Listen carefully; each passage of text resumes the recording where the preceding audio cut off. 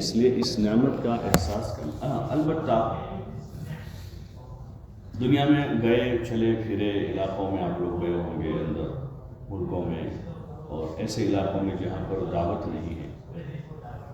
اور جہاں دینی فضا نہیں ہے، تو وہاں جا کر کچھ ہلکا سا احساس ضرور ہوتا ہے کہ بھئی ان کے پاس، بیچاروں کے پاس دین کے اعتبار سے کوئی چیز نہیں ہے. ہمارے لیے ضروری ہے کہ ہم بار بار اس نعمت کو یاد کرتے رہیں گے تو شکر گزار رہیں گے. اور شکر گزاری سب سے بڑی چیز ہے کہ جس سے نعمت میں اضافہ ہوتا ہے. شکر گزاروں کی نعمت میں ہمیشہ اضافہ. اور یہ دین اور دین کی دعوت یہ معمولی نعمت نہیں ہے، معمولی نعمت نہیں ہے. جس کو اللہ نے بڑی محنت کے بعد 20-30 سال کی محنت کے بعد دکان دی ہے، 20-25 سال کی محنت کے بعد کارخانہ لگوا دیا ہے، تو وہ رات دن اس کارخانے کی حفاظت کی فکر میں اور اپنے پیچھے اپنے بعد اپنے وارث کو اس کا وارث بنانے کی فکر میں کہ میرا بیٹا کارخانہ سنبھال لے اور میری دکان جو ہے میرا بیٹا، اگر بیٹا نہیں اس کے پاس تو ایسا داماد تلاش کرتا ہے کہ یہ میری دکان میرے پیچھے سنبھال لے. اس کی گنجائش نہیں تو بھانجے بھتیجے کو اپنے پاس رکھ لیتا ہے کہ یہ میرے بعد میری دکان، حالانکہ یہ چلا جائے گا، اس کو دکان کی ضرورت بھی نہیں ہے، لیکن چونکہ محنت سے اس دکان کو بسایا ہے تو آدمی اس فکر میں ہوتا ہے کہ میرے بعد یہ میرا کاروبار جو ہے وہ آباد رہے، کیونکہ اس کی جان مال جذبات اس پر لگا ہے. یہ جو ہمارے پاس نعمت ہے، دین کی نعمت، اللہ نے اس کو نعمت قرار دیا. صحابہ سے کہا کہ یہ ہماری بڑی نعمت ہے. آپ یاد کرو دے کہ تم آپس میں لڑے بھیڑے تھے اور تم تو جہنم کے کنارے کھڑے تھے. وَأَنْتُمْ عَلَىٰ شَفَا حُفْرَةٍ مِّنَ النَّارِ فَأَنْقَذَكُم مِّنْهَا، اور ہم نے دین دے کر تم کو اس سے نکالا ہے. کہ جاہلیت میں آدمی جہالت میں بے دینی کے ساتھ تو جہنم کے کنارے ہی کھڑا ہوا، جانے کے قریب تھے کہ اللہ کہ ہم نے تم کو نکالا ہے دین دے کر. تو یہ بہت بڑی نعمت ہے، اور دین کی دعوت، دین کی محنت بھی ایک بڑی نعمت ہے. شکر کی کیفیت کے ساتھ بار بار اس کو یاد کر دے کہ اللہ تیرا شکر ہے کہ تو نے ہمیں دین دیا، دین کا کام دیا ہے. تو پھر خود ہمارے دل میں اس کی عظمت باقی رہے گی. جتنے سارے اعمال ہیں، چاہے دین کے جو امور ہیں، نماز، روزہ، زکوٰۃ، حج و دیگر اعمال، یا دعوت کے جو ہمارے اعمال ہیں جس سے دین زندہ کرنا مقصود اور مطلوب ہے، گشت ہیں، تعلیم ہے، فروض ہیں، اس کو بجا لانے میں جو سب سے بڑی چیز ہے وہ اندر عظمت ہے.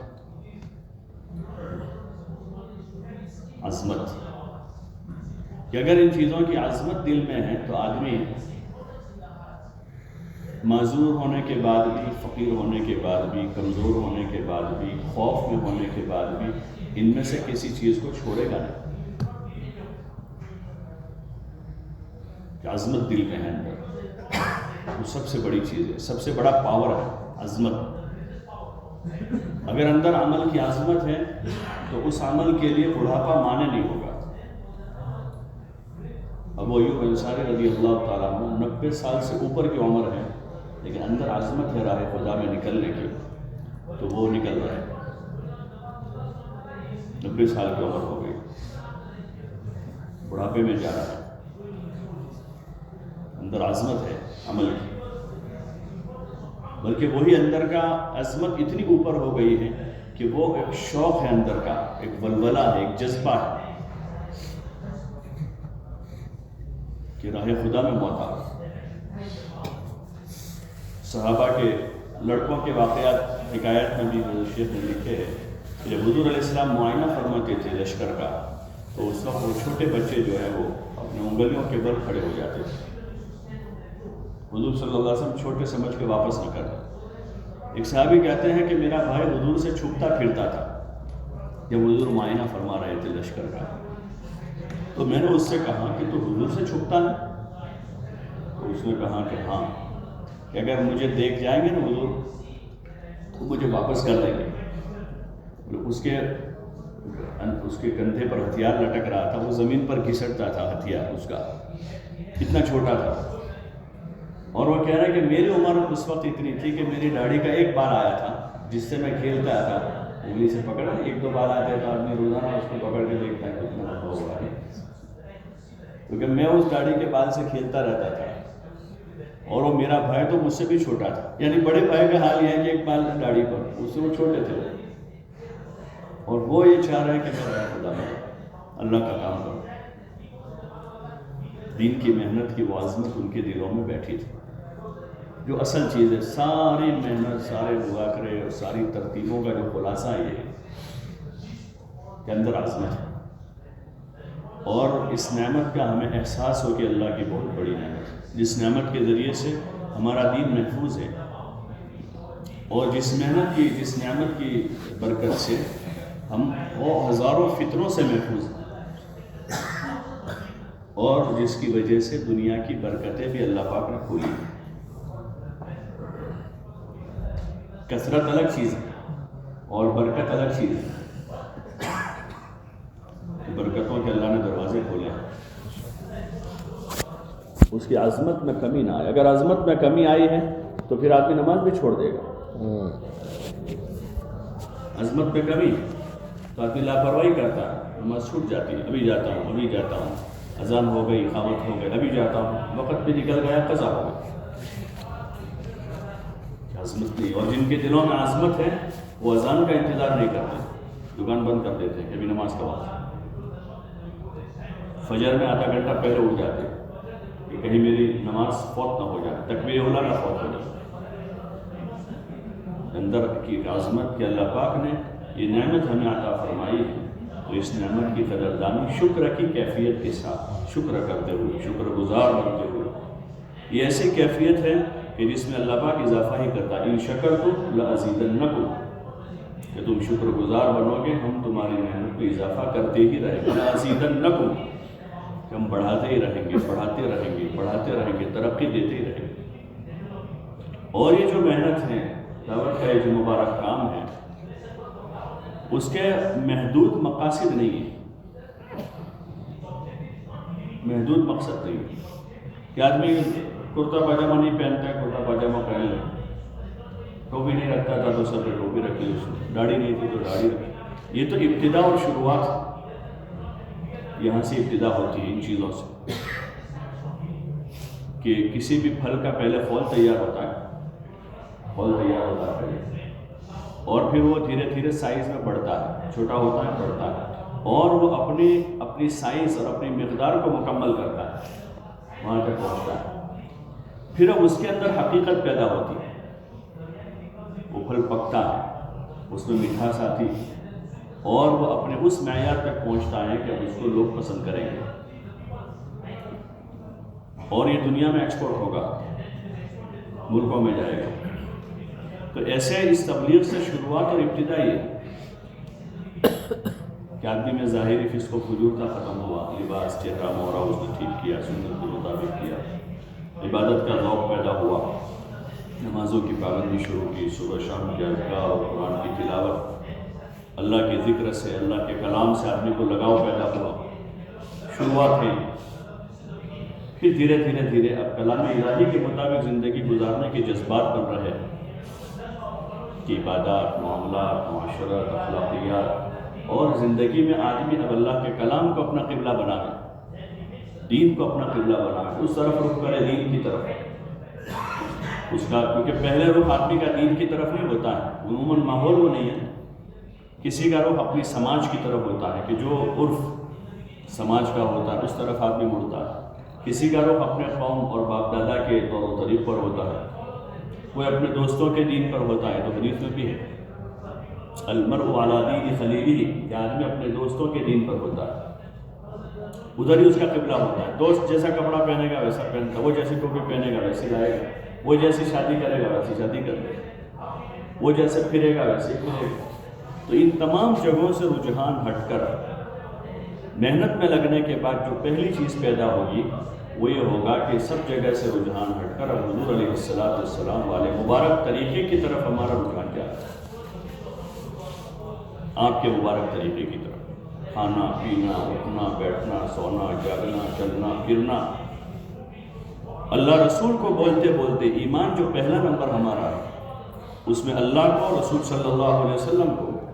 اللہ کے حکم کو، رسول صلی اللہ علیہ وسلم کے طریقوں کو بولتے بولتے بولتے بولتے اور سنتے سنتے ما سوى اللہ اور ما سوى رسول صلی اللہ علیہ وسلم سے پورا رجحان ہٹ کر پورے کی پوری توجہ اللہ رسول میں ہو جائے۔ ساری دنیا کا ڈھیر ایک طرف لگا ہوا ہے اور دوسری طرف چار آنا بھی نہیں ہے، لیکن وہاں دین ہے تو آدمی کی توجہ وہیں لگی رہے، جذبات اندر کے وہ بن جا رہا کہ یہ عظمت پیدا ہوئی اللہ رسول کی، حکم کی عظمت پیدا ہوئی کہ آدمی سب کچھ چھوڑ کر نماز کی طرف آ رہا ہے، اللہ کا حکم ہے، اپنی ساری چاہتوں کو چھوڑ کر حضور علیہ السلام کے طریقے پر آ رہا ہے، یہ اس کام سے چاہا جا رہا ہے، جذبات بدل جا رہا، ارادے بدل جا رہا، نیتیں بدل جاوے جینے کی، جینے کے لیے نہیں جی رہا ہے، اس وقت تو نیت ہوئی ہے نا، اس وقت تو نیت کیا ہے کہ جینے کے لیے جی رہے ہیں، اس لیے سارا سامان ہم جینے کا کر رہے ہیں، سارا سامان ہم جینے کا کر رہے ہیں۔ 60 سال کی عمر میں آدمی مکان بنا رہا ہے، کتنے سال کی عمر میں؟ 60 سال۔ عموماً یہی ہوتا ہے کہ آدمی جوانی میں محنت کرتا ہے، پیسے جمع کرتا ہے، کرائے کے مکان میں ہے یا اپنے ماں باپ کے مکان کے ایک کمرے میں آدمی جو ہے 40 45 50 سال کی عمر گزارتا ہے اسی مکان میں، اسی میں نکاح کے بعد رخصتی ہوئی اس کمرے میں، ایک بچہ ہوا، 2 بچے ہوئے، 3 بچے ہوئے، 4 بچے ہو گئے تو کافی تھا وہ، لیکن جہاں دنیا کی وسعت آئی ہوئی اس کے پاس پیسہ آیا تو اب آدمی چونکہ جینے کے لیے جی رہا ہے تو بجائے آخرت کا گھر بنانے کے لیے یہ 60 سال کی عمر میں اپنا گھر بنا رہا ہے، کیونکہ رجحان اور زندگی جینے کا مقصد جینا ہے، مرنا نہیں ہے، حالانکہ مسلمان کی زندگی جینے کا مقصد مرنا ہے، جینے کے لیے نہیں جی رہا ہے، مرنے کے لیے جی رہے ہیں، اور مریں گے جینے کے لیے، مریں گے کیوں؟ جینے کے لیے مریں گے، تو اس لیے مرنے کی تیاری ہے،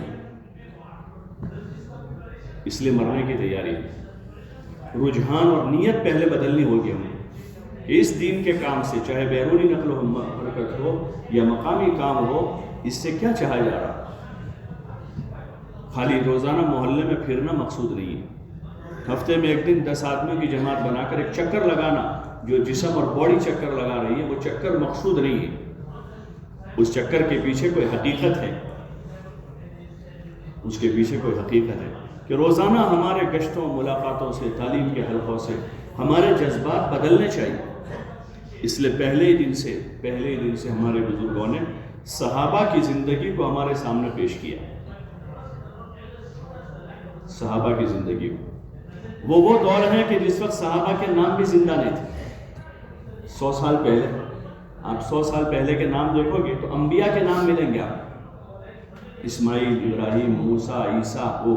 جو دیندار طبقہ تھا، ان میں جو دیندار طبقہ تھا، ورنہ مسلمانوں کے بہت سے قبائل اور بہت سے علاقے وہ تھے کہ جہاں نام ہندوؤں کے تھے مسلمان، آج بھی ہمارے یہاں ہیں، آج بھی ایسے لوگ کہ جو ہیں مسلمان لیکن نام ہندوؤں کے ہیں، تو جو دیندار لوگ تھے ان میں صرف اگر کوئی یعنی نیک صلحاء کے نام تھے تو وہ انبیاء کے نام تھے اور بعض اولیاء کے نام تھے، بعض اولیاء کے نام، صحابہ کے نام عموماً اوجھل تھے، بہت کم تھے۔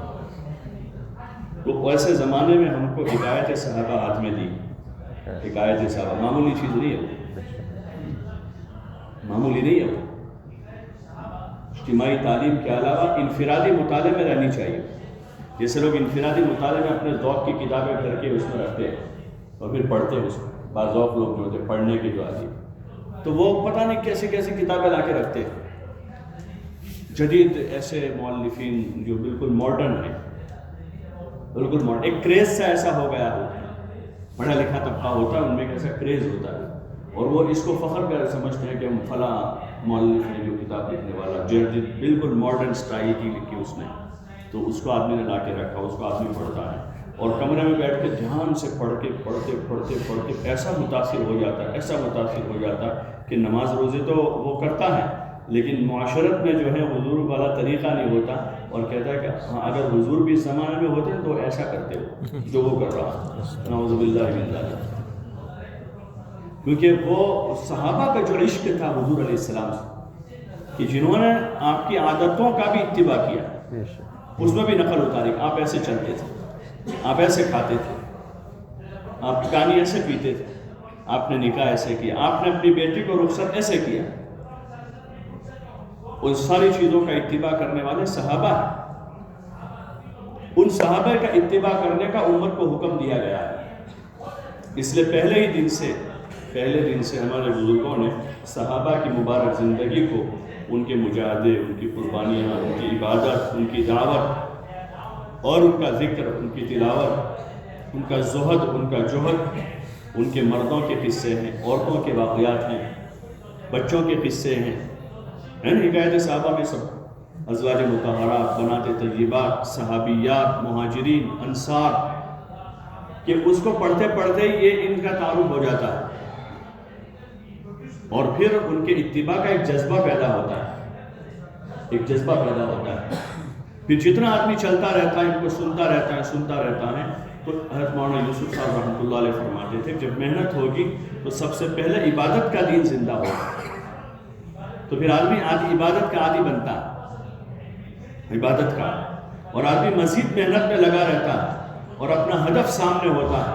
تو پھر معاملات میں، معاشرت میں، اخلاقیات میں، آدمی کی نجی زندگی میں صحابہ والا جو طریقہ ہے وہ آتا ہے۔ اور اگر آدمی قناعت کر لیتا ہے اپنی عبادت پر، شیطان اب اس کے پاس آتا ہے کہ اب تو آپ عبدالقادر جیلانی بن چکے ہیں، ماشاءاللہ 5 وقت کی نماز، اور نماز سے پہلے آدھا پارہ، نماز کے بعد 2 پارے، اور صبح کی تسبیح، شام کے آپ ماشاءاللہ، تو پھر اب مزید ترقی کا جو راستہ آدمی کا ہے کہ اب معاملات میں، معاشرت میں، اخلاقیات میں اور اپنی زندگی کے دیگر شعبوں میں آدمی دین لائے، وہاں گاڑی آدمی کی اٹک جاتی ہے، وہاں اٹک جاتا ہے اور مطمئن ہو جاتا ہے، قناعت کر لیتا ہے، اور جن اعمال کے ذریعے سے آدمی عبادت پر آیا ہے پہلے انہی اعمال کو چھوڑ دیتا ہے، پہلے جن اعمال کے ذریعے سے عبادت پر آیا ہے ان اعمال کو چھوڑ دیتا ہے، یعنی جس دکان کی آمدنی سے گھر بنا تھا اب اس دکان کو ہی لاک کر دیا ہے، تو اب تو اس گھر کا بھی مینٹیننس نہیں کر سکے گا۔ جن اعمال دعوت کے، تعلیم کے حلقوں کے ذریعے سے جذبات بنے تھے، فرض نماز کی پابندی، صف اولیٰ کی پابندی کا، اور تعلیم کے جذبوں سے جذبات بنے تھے تسبیح پڑھنے کے،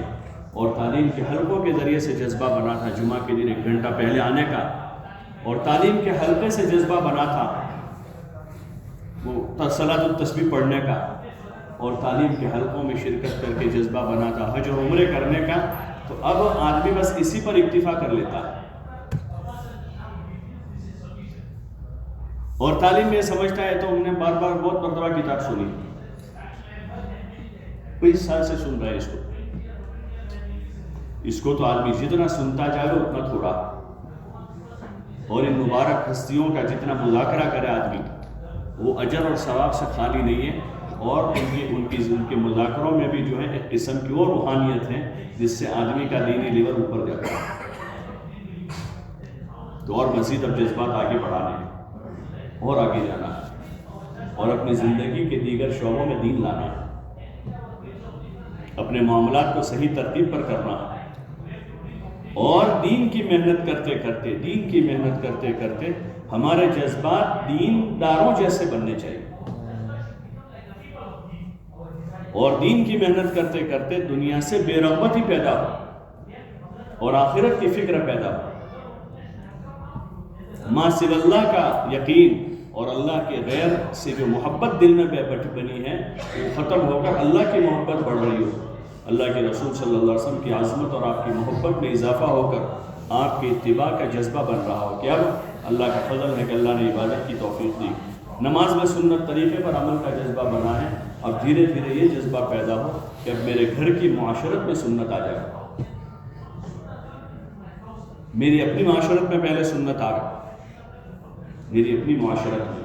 پھر گھر کی معاشرت میں آدمی اس کی کوشش میں لگا ہے کہ ہمارے گھر کی معاشرت میں سنت آ گئی، اور آپ کی معاشرت جو ہے حضور علیہ السلام کی، اس معاشرت کی بنیاد حیا پر ہے۔ آپ کا معاشرہ حیا والا ہے، اور آپ کے معاشرت کی بنیاد میں سادگی ہے، سمپلٹی کہتے ہیں، سادگی ہے، اور آپ کی معاشرت کی بنیاد میں پاکی اور صفائی ہے، حیا ہے، سادگی ہے، پاکی ہے، پاک صاف معاشرہ ہے آپ کا، جس میں ظاہری پاکی اور صفائی کا بھی اہتمام ہے اور باطنی پاکی کا بھی اہتمام ہے۔ ظاہری پاک صاف کہ آدمی جو ہے باوضو، بہتر یہی ہے کہ ہر وقت باوضو ہو، وضو استنجے کا طریقہ ہے، اور باوضو رہے ہمیشہ۔ اور باطنی صاف پاکی یہ ہے کہ آدمی کفر سے، شرک سے، نفاق سے، حسد سے، کینے سے، بغض سے، عداوت سے، حب جاہ سے، حب مال سے، ان تمام قسم کے ناپاک جذبات سے محفوظ ہو، اور گھر میں معاملات کی صفائی ہو، گھر میں سادہ زندگی ہو۔ حضور علیہ السلام چاہتے تو آپ کو آفر ہوئی تھی کہ اگر آپ چاہو تو مکے کے ان پہاڑوں کو سونے کا بنا دیا جائے، مکے کے پہاڑوں کو سونے کا بنا دیا جائے جو آپ کے ساتھ ہی رہے گا۔ اور اس وقت آپ کو ایسا سمجھے کہ شدید ضرورت تھی کہ آپ کی بات چل نہیں رہی تھی، لوگ آپ کی سن نہیں رہے تھے، اگر آپ کے پاس دنیا ہوتی تو لوگ کھینچے آتے، آپ کے پاس تو کچھ تھا ہی نہیں۔ لیکن آپ علیہ السلام نے اس وقت یہ کہا کہ میں تو ایک دن کھانا کھا کے شکر کروں اور ایک دن بھوکا رہ کے صبر کروں، یہ چاہتا ہوں، ایک دن کھانا کھا کے شکر گزار بنوں اور ایک دن بھوکا رہ کے صبر کروں، یہ چاہتا ہوں۔ آپ نے پسند نہیں کیا اس کو، اور آپ نے اپنا لیول زندگی کا بہت نیچے رکھا، فرماتے تھے میں ایسے کھاتا ہوں جیسے کوئی غلام کھاتا ہوں،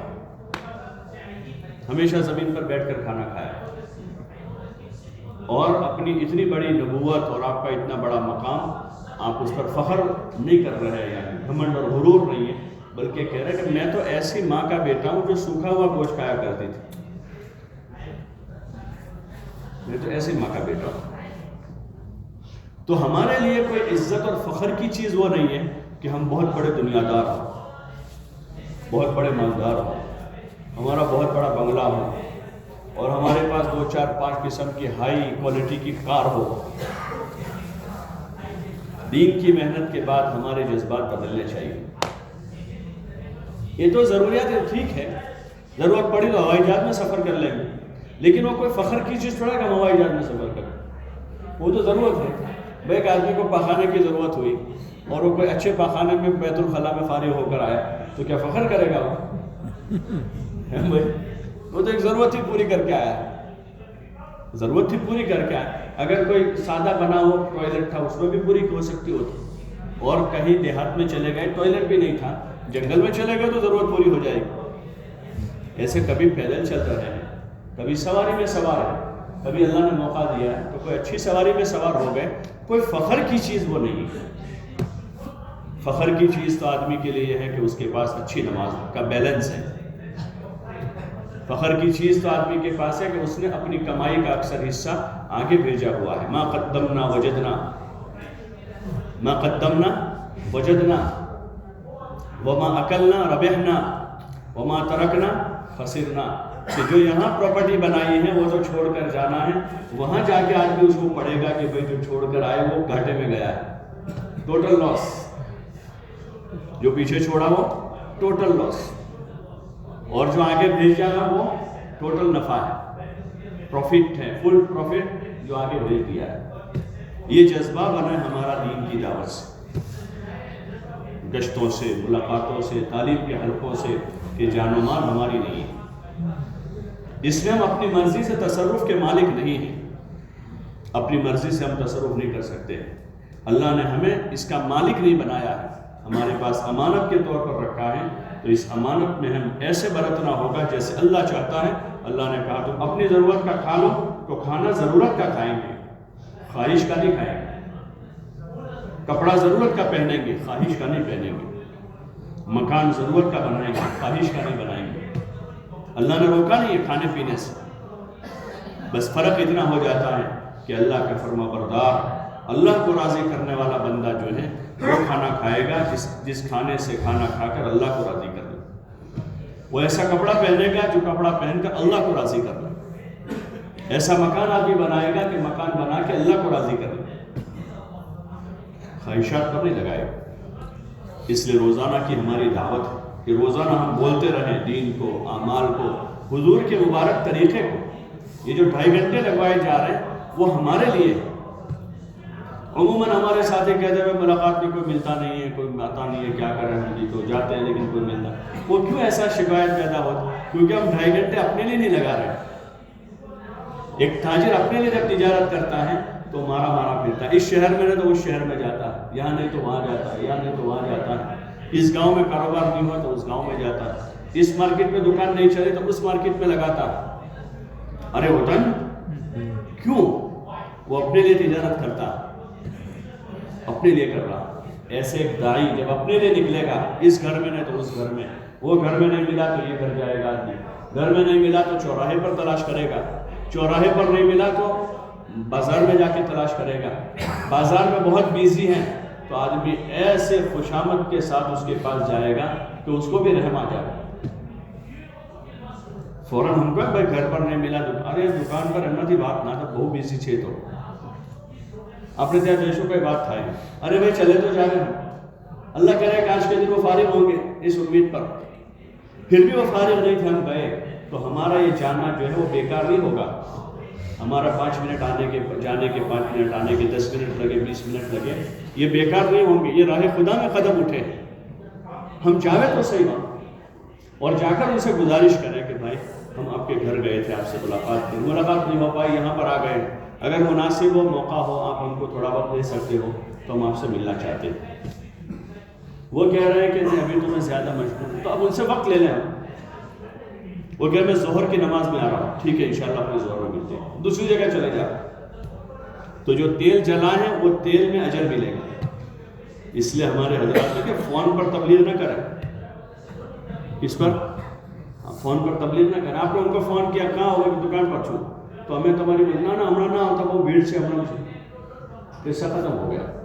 اور اگر آپ چلے ہی گئے ہو تو آپ 100 میں سے 80 آدمیوں کو دیکھو گے جو وہ خارج کریں گے، آپ سے کہیں گے دیکھ بیٹھے تمہیں روکا 2 منٹ میں، تم نے پیسوں چاپڑے پیسے، نوکر کو بلا لگا کہ تم بیٹھو میں ان کے ساتھ بیٹھتا ہوں۔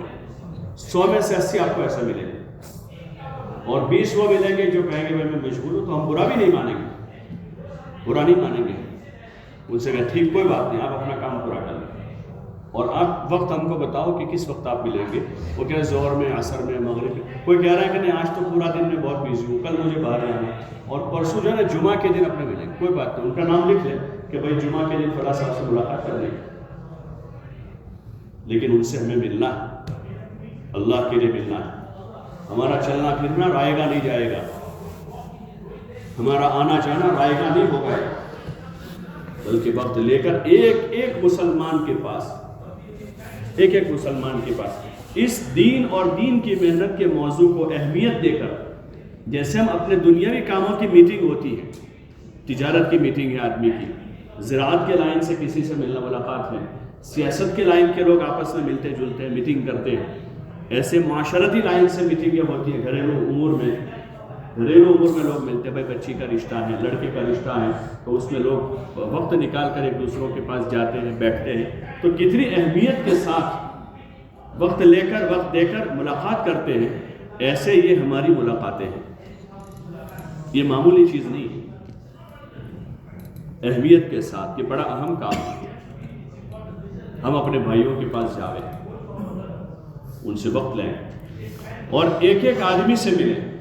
غریب ہو، مالدار ہو، پڑھا لکھا ہو، ان پڑھ ہو، تاجر ہو، مزدور ہو، یہ جو گھر کی ملاقات ہے اس میں سبھی آ جائیں گے، سب آئیں گے ترتیب کے ساتھ۔ غریب کا گھر ہے، مالدار کا بھی ہے، پڑھے لکھے کا ہے، ان پڑھ کا بھی ہے، جوان بھی ہیں، بوڑھے بھی رہتے ہیں،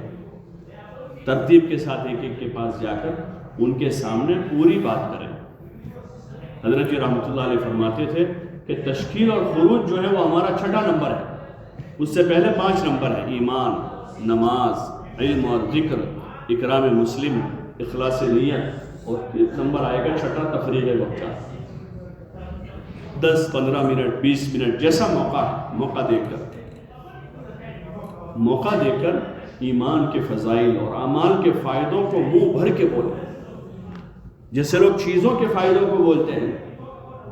تو چیزوں کی عظمت دلوں میں بڑھ رہی ہے. کپڑے، جوتے، اس کے فائدے لوگ بول رہے ہیں، اور چیزوں کے اسباب کے فائدے بول رہے ہیں. یہاں تک کہ گھر میں تو میاں بیوی بات کرتے ہیں ان چیزوں کی، تو بچوں کے دلوں میں عظمت بیٹھ جائے. وہ سنتے سنتے ابھی وہ اس چیز کے قابل بھی نہیں ہیں، پھر بھی ان کا داعیہ ابا کے پیچھے پڑ جاتے مجھے بھی دلاؤ.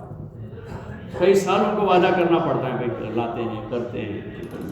کیونکہ ان کے دلوں میں اس چیز کی عظمت جو پیدا ہوئی ہے وہ سن کر اور دیکھ کر ہوئی. یہ جو ہمارے ملاقاتوں سے بزرگوں کی منشا یہی ہے کہ ہم دین اور دین کی محنت کے فائدوں کو اتنا بولیں کہ ہمارے دل و دماغ پر پوری دنیا کے مقابلے میں دین اور دین کی محنت جو ہے وہ سب سے اوپر ہو جائے، اور جذبات ہمارے بدلنے لگے،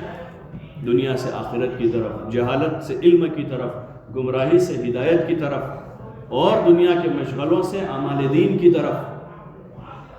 ہمارا رجحان بڑھنے لگے اور اسی کا شوق بڑھے.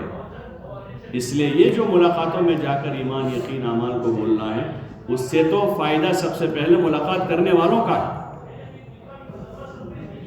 پہلا فائدہ ملاقات کر، جیسے تاجر آواز لگا رہا ہے اپنے سامان کے لیے، 1 جگہ 2 جگہ 4 جگہ، اور لوگ اس سے خرید رہے ہیں، تو پہلا فائدہ کس کو ہوگا؟ بولو بھائی، بیچنے والے کو، خریدنے والوں کو.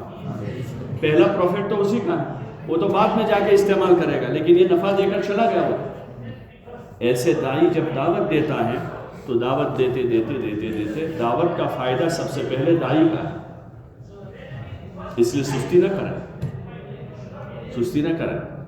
کہ بھئی کوئی ملتا نہیں ہے کیا کریں، لوگوں کے پاس جاتے ہیں. ہاں، لوگوں کی طرف سے چونکہ دین کی اعمال کی طلب کی کمی ہے،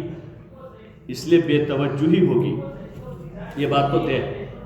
کہ کسی نے کوئی کھل کر بے توجہی کرے گا، کوئی چھپ کر کرے گا، لیکن بے توجہی ہوگی کیونکہ دنیا کا غلبہ ہے. تو اس وقت ہم صحابہ کے قصے پڑھیں، حضور صلی اللہ علیہ وسلم کے واقعات، کہ آپ صلی اللہ علیہ وسلم جب دعوت لے کر جاتے تھے لوگوں کے پاس تو لوگوں کا کیا رجحان ہوتا تھا اور لوگ کتنا پسند کرتے تھے اس کو. لیکن پھر بھی آپ نے اپنا کام نہیں چھوڑا، محبت سے لوگوں سے ملتے رہے، لوگوں کو عزت دیتے رہے، لوگوں پر اپنی جان مال لگاتے رہے، خرچ کرتے رہے. جو نہیں سنتے تھے ان کو کھلاتے تھے، ان پر احسان کر رہے ہیں، ان کی بیمار پرسی کر رہے ہیں. جو سن نہیں رہے، جو آپ کو گالیاں دے رہے ہیں، ان کو کوئی مصیبت آئی تو مصیبت میں ان کے پاس جا کر کھڑے رہ رہے ہیں. جو آپ کی بات نہیں سن رہے، جو آپ سے محبت نہیں کر رہے ہیں، آپ ان سے محبت کر رہے ہیں، ان کو دعائیں دے رہے ہیں، ان کے لیے رات کی تنہائیوں میں رو رہے ہیں. یہ جو دعوت ہے، یہ خالی زبانی جمع خرچ کا نام نہیں ہے، جملوں کی دعوت نہیں ہے، صرف ایک اندر کا درد ہے، دل کا اندر کا ایک درد ہے، ایک اندر کی کڑھن ہے کہ کیسے 100% انسانیت کو ہدایت مل جائے. وہ درد لے کر اللہ کے سامنے کھڑے ہو کر 2 رکعت پڑھ کے دعا مانگ کر آدمی نکلے اور درد لے کر نکلے اور اللہ کے بندوں سے اچھا گمان لے کر نکلے. سب سے گمان اچھا رکھے،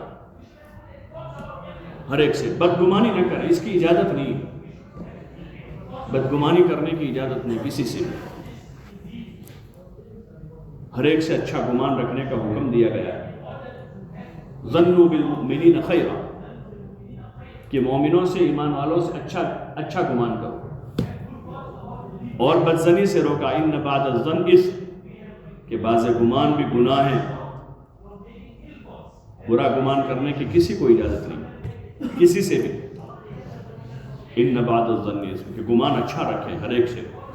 مولانا الیاس صاحب رحمۃ اللہ علیہ فرماتے تھے کہ اللہ پاک نے میرے حسن ظن سے مدد کی. حسن ظن تو ایسے علاقے میں محنت کی جہاں عموماً کوئی کرتا نہیں. بنجر زمین میں کوئی جاتا ہے کہ جہاں پتھریلی زمین ہے، بنجر زمین ہے، کھیتی کی کوئی امید ہی نہیں ہے، کوئی امید نہیں وہاں پر کہ کھیتی ہو، لیکن وہاں محنت کی. ہاں، ابھی دیکھو نا، دنیا دار لوگ جو نا بنجر زمینوں پر بھی محنت کر رہے ہیں. ڈیولپ کرنے کے لیے، اس کا فائدہ نکالنے کے لیے. اگر وہاں کھیتی نہیں تو اندر خزانہ تلاش کر رہا ہے کہ کہیں پیٹرول مل جائے گا، ڈیزل مل جائے گا، کوپر مل جائے گا، سونا مل جائے گا، چاندی ملے گا اندر سے، اور ٹریڈنگ کرتے وہاں اور اندر سے باہر خزانہ نکالتے. ارے مل جاتا نہیں، مل جاتا، نکال رہے ہیں نا سب جگہ سے خزانے، اس کے اندر ہیں خزانے.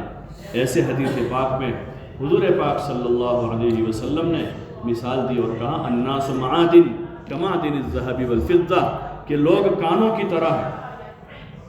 مائنس کی طرح ہے لوگ. کمعدن الذهب والفضہ، جیسے سونے اور چاندی کی ہو، کہ اندر بہت کچھ ہے. دکھنے میں تو ابھی فاسق دکھ رہا ہے، فاجر دکھ رہا ہے، بے نمازی ہے، شرابی ہے، زانی ہے، لیکن اس کے اندر بڑی استعداد ہے. اس استعداد کو نکالنے کی ضرورت ہے، اور وہ استعداد اس کے راستے سے نکلے. اگر ہم زانی کو زانی کہیں گے تو اس کی استعداد باہر نہیں آئے گی، مزید وہ جرأت کرے گا، مزید جرأت کرے گا. لیکن اگر اس سے اچھا گمان کرے کہ نہیں اللہ کا بندہ ہے، یہ اللہ، اس کے دل میں ایمان ہے، اس نے کلمہ لا الہ الا اللہ محمد رسول اللہ پڑھا ہے، یہ جمعہ کا نمازی ہے، یہ خوبیاں ہیں اس کی. ایک طرف اس کے نیگیٹو پوائنٹ ہے کہ نماز نہیں پڑھتا ہے، شراب پیتا ہے، زنا کرتا ہے، یہ کرتا ہے، یہ نیگیٹو. دوسری طرف ہم اگر دوسری آنکھ سے دیکھتے ہیں تو اس نے کلمہ پڑھا ہے، یہ جمعہ کی نماز پڑھتا ہے، یہ اپنے ماں باپ کی خدمت کرتا ہے، یہ اپنی کمائی میں سے لوگوں پر خرچ کرتا ہے، یہ اس کی خوبیاں ہیں اندر. تو اس خوبیوں کو اجاگر کریں. یہی گشتوں میں کہا کہ ہم گشتوں میں جائیں گے لوگوں کے پاس تو ایک مسلمان کو صفت اسلام کی وجہ سے ہم عزت دیں گے، چاہے کتنا گرا پڑا مسلمان ہے وہ، لیکن اس کے دل میں کلمہ ہے. یا تو اپنے گناہوں کی وجہ سے گرا ہوا ہے، یا وہ اپنی مالی حیثیت سے گرا ہوا ہے، لیکن اس کے دل میں کلمہ ہے، تو اس کلمے کی نسبت سے وہ ہمارا بھائی ہے، وہ ہمارا بھائی ہے. اس کو ہم سینے سے لگائیں گے، چاہے وہ عرب ہو، عجمی ہو، افریقی ہو یا ایشین ہو، کہیں کا بھی ہے، وہ ہمارا بھائی ہے، وہ ہمارا بھائی ہے. اس کو ہم سینے سے لگائیں گے اسلام کی نسبت پر. لوگ اپنی کمپنی اور فیکٹری کی نسبت پر کام کرنے والے ملازموں کو اپنا سمجھتے ہیں کہ ہماری کمپنی میں کام کرتا ہے. ارے ہوتا نا، کوئی افریقی ہے، کوئی انڈین ہے، کوئی ایشین ہے، کوئی یورپ کا ہے، کوئی ادھر کا ہے، کوئی ادھر کا ہے، کہ بھائی ہماری کمپنی میں کام کرتا ہے. اور وہ ایک کنبہ بن جاتا ہے، 100-200 آدمیوں کا ایک کنبہ بن جائے گا ہماری کمپنی کا آدمی. اس کمپنی کی نسبت سے راستے میں کہیں مل کے پتہ چلا تو ہاں آئیے ہماری وہی کمپنی، سیم کمپنی ہے، بیٹھی. آدمی بیگ کھولتا ہے، ان کو ناشتہ کرواتا ہے، یہ ہماری کمپنی میں کام کرتا ہے. ارے ہوتا نہیں ہوتا ایسا. تو اس طرح سے دنیاوی نسبتوں پر تو لوگ جمع ہو رہے ہیں، یا خاندانی نسبتوں پر جمع ہو رہا ہے کہ ہمارے خاندان کا ہے، یا کنٹری کی نسبت پر جمع کہ ہمارے ملک کا ہے، یا ہم اپنے صوبے کی نسبت پر جمع ہو رہے ہیں کہ ہمارے صوبے کا ہے، یا اپنی زبان کی نسبت پر جمع ہو جاتا ہے کہ سیم لینگویج، ایک ہی زبان ہے، وہ بھی انگلش بول رہا ہے، بھی انگلش بول رہا ہے، وہ بھی اردو بول رہا ہے، بھی اردو بول رہا ہے. تو اس نسبت پر تو دنیا جمع ہو رہی ہے، لیکن حضور علیہ السلام نے اس امت کو کلمے کی نسبت پر جمع کیا ہے. کسی بھی زبان پر، کوئی بھی زبان بولنے والا ہے، کسی ملک کا رہنے والا ہے، لیکن وہ کلمے کی نسبت پر ایک ہے، وہ ہمارا مسلمان بھائی ہے. اپنی محنت کا دائرہ بہت وسیع ہے، اس کو ہم محدود نہ کریں، بہت وسیع. یہ گھر گھر کی جو محنت ہے، جس مسجد کے اطراف میں چاہے 10 کلومیٹر تک دوسری مسجد نہیں ہے تو 10 کلومیٹر تک جتنے مکان ہیں وہ سب ہمارے ہیں. ہاں اگر کوئی مسجد مصلی وہاں بن گیا، کوئی ایسا مقام وہاں قائم کر دیا ہے کہ جہاں دوسری مسجد اور جماعت بن چکی ہے، تو پھر اس کو تقسیم کر لیا جائے گا. ورنہ جہاں تک دوسری کوئی محنت والی مسجد کی جماعت نہیں ہے، اور وہاں تک میں جتنا محلہ ہے سب ہمارے بھائی ہیں، چاہے وہ ایشین ہو، افریقن ہو، وہ عرب ہو، عجم ہو، سب ہمارے ہیں. کلمے کی نسبت سے ہم سب ایک ہیں، اور ہم سب کے پاس جائیں گے. ان کی فہرست ہمارے پاس ہونی چاہیے،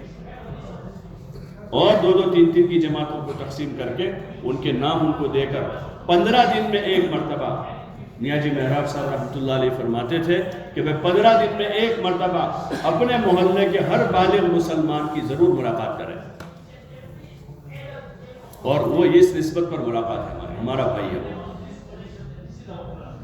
اس کے پاس ہم جائیں گے، محبت سے جائیں گے. جب ہماری طرف سے حسن ظن، اچھا گمان ہے، اور دوسرا ہمارے لیے ہمارے دل میں اس بھائی کے لیے جگہ ہے اور محبت ہے، تو انشاءاللہ ہم جائیں گے وہاں پر تو ہماری اس حسن ظن اور ہماری محبت کا اثر اس کے دل پر پڑے گا، اس کے دل پر اثر پڑے گا، اور پھر جا کر ہم پرتپاک ملاقات کریں گے، سلام کریں گے، مصافحہ کریں گے، موقع ہے بہت دنوں کے بعد ملاقات ہوئی، معانقہ کر لیں گے ان سے، اظہار محبت کریں گے ہم ان سے کہ آپ ہمارے بھائی ہیں، ہم اسی نسبت پر آپ کے پاس آئے اور ہماری کوئی غرض نہیں، ہم آپ کو ملنے کے لیے آئے۔ تو انشاءاللہ اللہ کی ذات سے امید ہے کہ جب ہماری طرف سے یہ ہے تو اس کا اثر اس کے دل پر پڑنا ہے۔ کیا خیال ہے آپ کا؟ اثر نہیں پڑے گا؟ ارے بولو نہیں، پڑے گا اثر۔ پھر ان کے ساتھ بیٹھیں گے۔ اب ایک نارمل ماحول میں اس طرح نہیں کہ وہ بہت بڑا مجرم ہے اور ہم بہت بڑے ولی ہیں، ایسے نہیں، وہ ہمارا بھائی ہے۔ وہ کون ہے؟ وہ ہمارا بھائی ہے، وہ مجرم نہیں ہے، وہ ہمارا بھائی ہے، اس کے پاس ایمان ہے، اس کے دل میں کلمہ ہے، اور بعضوں کو دیکھتے ہیں بعض مرتبہ بعضوں کے ان کا ظاہر جو ہے بہت ایسا دکھتا ہے لیکن ان کے پاس اعمال بہت ہوتے ہیں۔ ایک مرتبہ ہم لوگ ہمارے یہاں ایک آدمی کی ملاقات کے لیے گئے، عمر قریب 65-67 سال کی عمر تھی لیکن ظاہری وضاقتہ میں دین نہیں تھا۔ ہم لوگ بیٹھے بہت دیر تک، ان سے باتیں ہوئی تو ان کا لکڑے کا کاروبار تھا، اور وہ ہوتا ہے نا سومل، لکڑے چیرنے کا مشین ہوتا ہے۔ تو انہوں نے کہا مجھے باتوں میں کہ میں نے وہاں اپنی ٹیبل کرسی رکھی ہے، بس دوسری ایکسٹرا کرسیاں نہیں رکھی۔ تو میں نے کہا کہ 2-4 کرسی رکھنی چاہیے آپ کو، لوگ آپ کے پاس آتے ہوں گے، بیٹھتے ہوں۔ بولے نہیں، میں کرسی رکھوں تو زائد بیٹھیں گے اور لوگوں کی غیبت ہوگی، کرسی نہیں رکھی تو جو کام کے لیے آتا ہے کام کر کے چلا جاتا ہے۔ ان کی نیت کیا ہے؟ کرسی نہ رکھنے میں نیت اچھی ہے، تو میں نے اس لیے نہیں رکھی ہے کہ اگر میں کرسی رکھوں گا تو جو بھی آئے گا بیٹھے گا، پھر وہ تیری میری کرے گا، ادھر ادھر کی باتیں کرے گا، دوسرے بیپاروں کی غیبت کرے گا۔ تو اس لیے میں نے طے کیا کہ نہ مجھے غیبت کرنی ہے نہ کسی کی غیبت سننی ہے۔ تو جو بھی آتا ہے کھڑا کھڑا اپنا کام نمٹا کے چلا جاتا ہے۔ تھوڑی دیر اور باتیں ہوتی رہی، انہوں نے کہا کہ میری 5 نمازیں جو ہے تکبیر اولیٰ کے ساتھ اسی مسجد میں ہوتی ہے، جو اپنے محلے کی مسجد ہے، 5 نمازیں تکبیر اولیٰ فوت نہیں ہوتی میری۔ تیسری بات انہوں نے کہی کہ میں ہر سیزن میں، چاہے سردی ہو، گرمی ہو، بارش ہو، صبح صادق سے پہلے تہجد اور 2 پارے پڑھ لیتا ہوں، تینوں موسم میں۔ صبح صادق سے پہلے اٹھ جاتا ہوں یعنی پہلے، اور تہجد اور 2 پارے پڑھتا ہوں، اس کے بعد اذان ہوتی ہے فجر کی۔ اتنے اعمال کی پابندی ہے، اور ظاہری وضاقتہ میں ایسا لگ رہا ہے کہ آدمی فاسق قادر ہے، تو کس کے پاس کیا خوبی ہمیں کیا پتہ ہے، اور ہمارا کہاں سوراخ ہے وہ ہم کو کہاں پتہ ہے کہ بڑی نیکیاں کما رہے ہیں لیکن کسی جگہ سوراخ ہوا ہے پڑا۔ اس لیے گمان اچھا رکھے سب سے، اور ہر ایک کو اپنے سے بہتر سمجھے کہ وہ مجھ سے اچھا ہے۔ تو پھر ہم ان کے پاس جائیں گے نا، ہم ان کے پاس جائیں گے تو ہمارا جانے کا انداز الگ ہوگا،